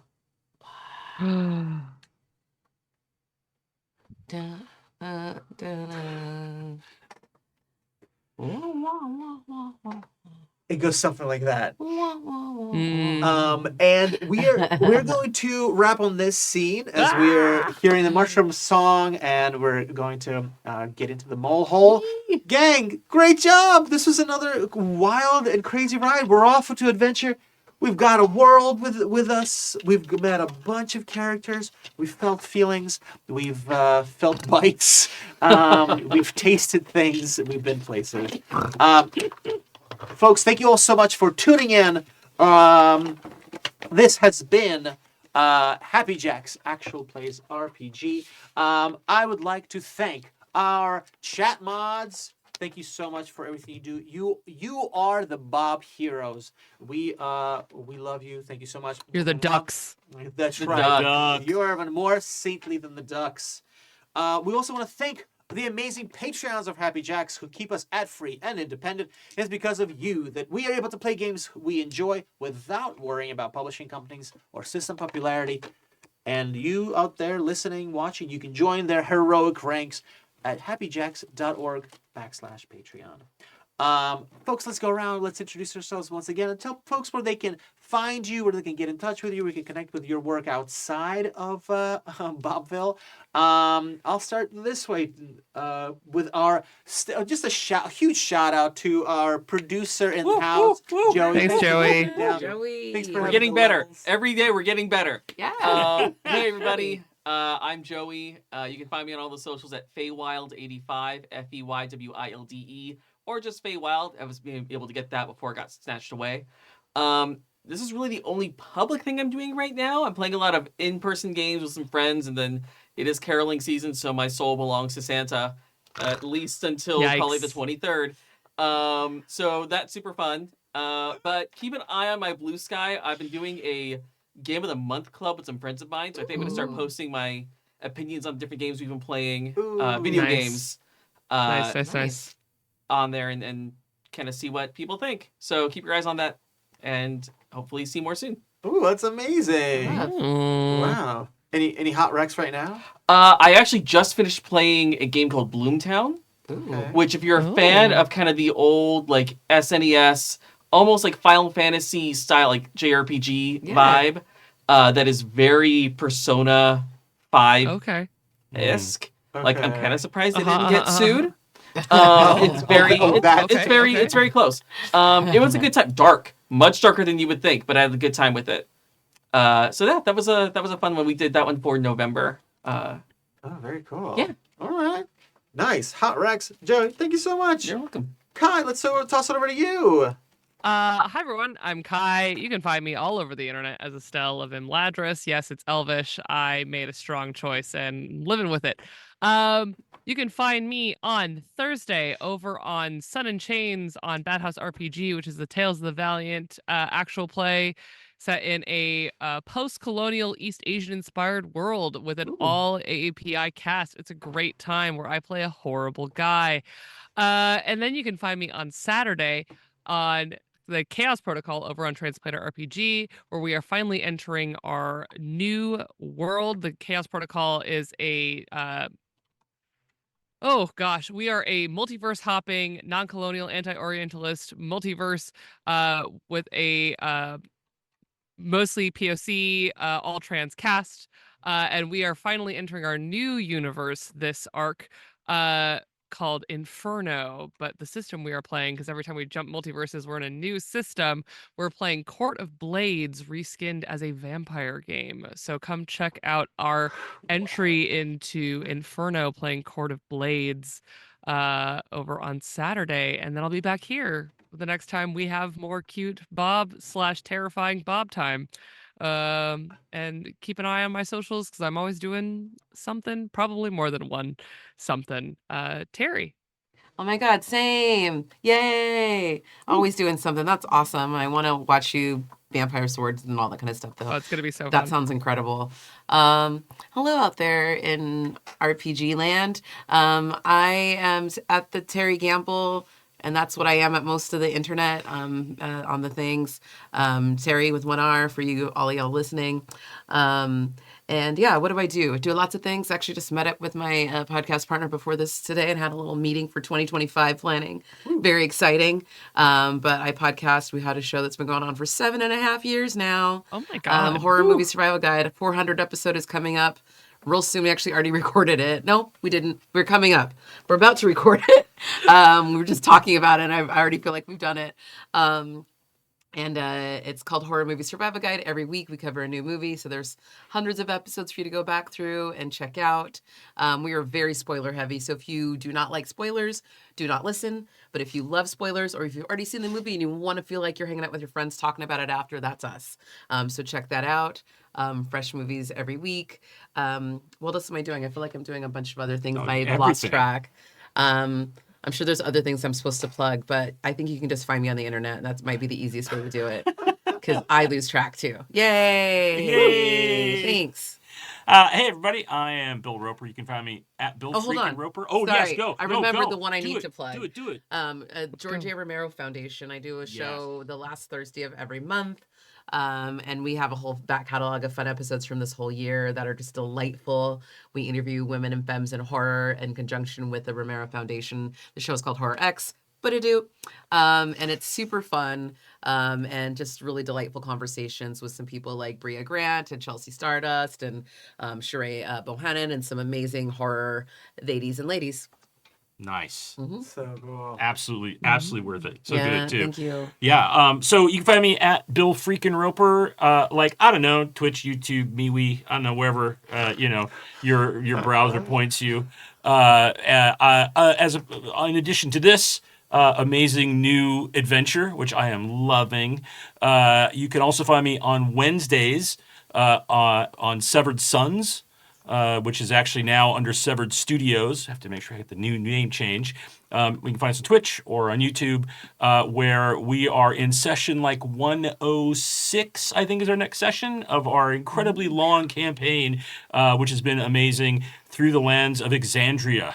As we are delving deep into the Mercerverse, if you will. The Mercerverse. And we went through the entire Call of Netherdeep, which was the published material, and now we are far afield across all of the different lands, delving into the characters' backstories and mining that. There I get to play Orgoth Skullcrusher, who is half orc, half drow. Very, very much living my best confused teen years because he just turned 17 in the game.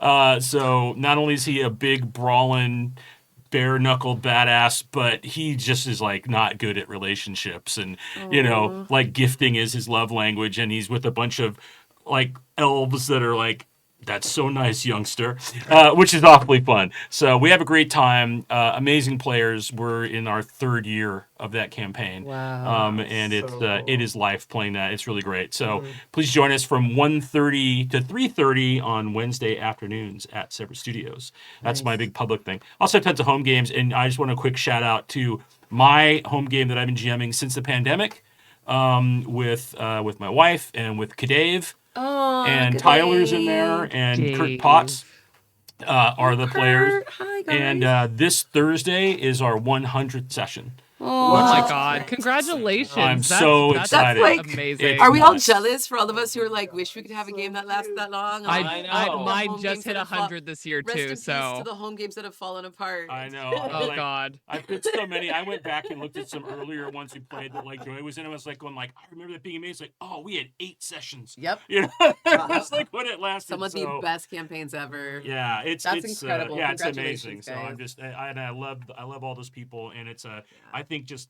one of the things, just to wax for another 15, 20 seconds, is one of the things that I think really personally helped me so much during the darkest days of like the pandemic and everything was being able to play tabletop games remotely, Yeah. right? And Yeah, do that in that same. connectivity. And this is my first streamed in studio experience, and it is so it's since the pandemic. Wow. And this is Oh my like so God. amazing. Like I love my God, being Bill. here with everybody. So That feels great. Aw. Wow. Oh, so precious. This is so great. Yeah, you guys are all so rad, and you guys are all doing so many cool things.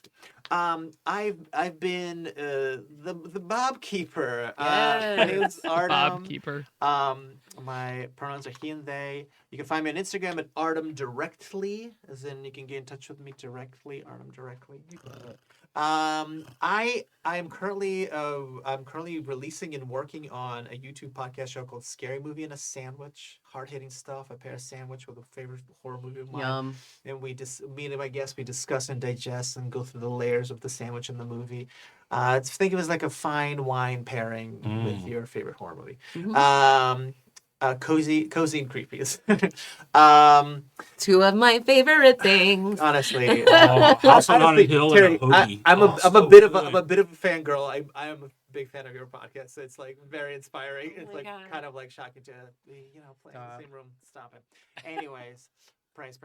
Also, you know what? I just made me think. I wanted to shout out some. I want to shout out some lovely people. I want to shout out the LA Story Games community. They're gonna become a little bit of a home away from home. I haven't seen them in a little while just because I've been busy with stuff. But just some wonderful folks there who have been introducing me to so many incredible games that are very in line with system popularity, that kind of stuff. So. Story Games LA, you guys are rad. And also a very good buddy of mine who I met while in North Carolina. Him and I have stayed in touch for a long time, and we play games online. And we've added people to our online games, and we have a somewhat growing Discord that's called, it was named after a Mutants classic crawl game that we played, and now the Discord's called Mutants Casually Crawling. And we play all sorts of games on it, and it's got a bunch of people on it, but it is very much like trying to keep those like home games going for a long. So we're I think coming up on a year of that Discord being being together, and we've tried a lot of games. So shout out to you guys. All right, listen, and thank you. Most of all, listeners, audience members, you guys are amazing. We're so excited to share this story. This has been Mausritter. What about Bobs? Join us next Tuesday here on the Happy Jacks Network. And if you want to catch up on some other actual plays, you can see all of them on happyjacks.org. And until next time, stay brave Yay. Oh, and stay yeah. small. Okay. Oh. Mwah. Aw. Have a good night, y'all. Thank you. Bye.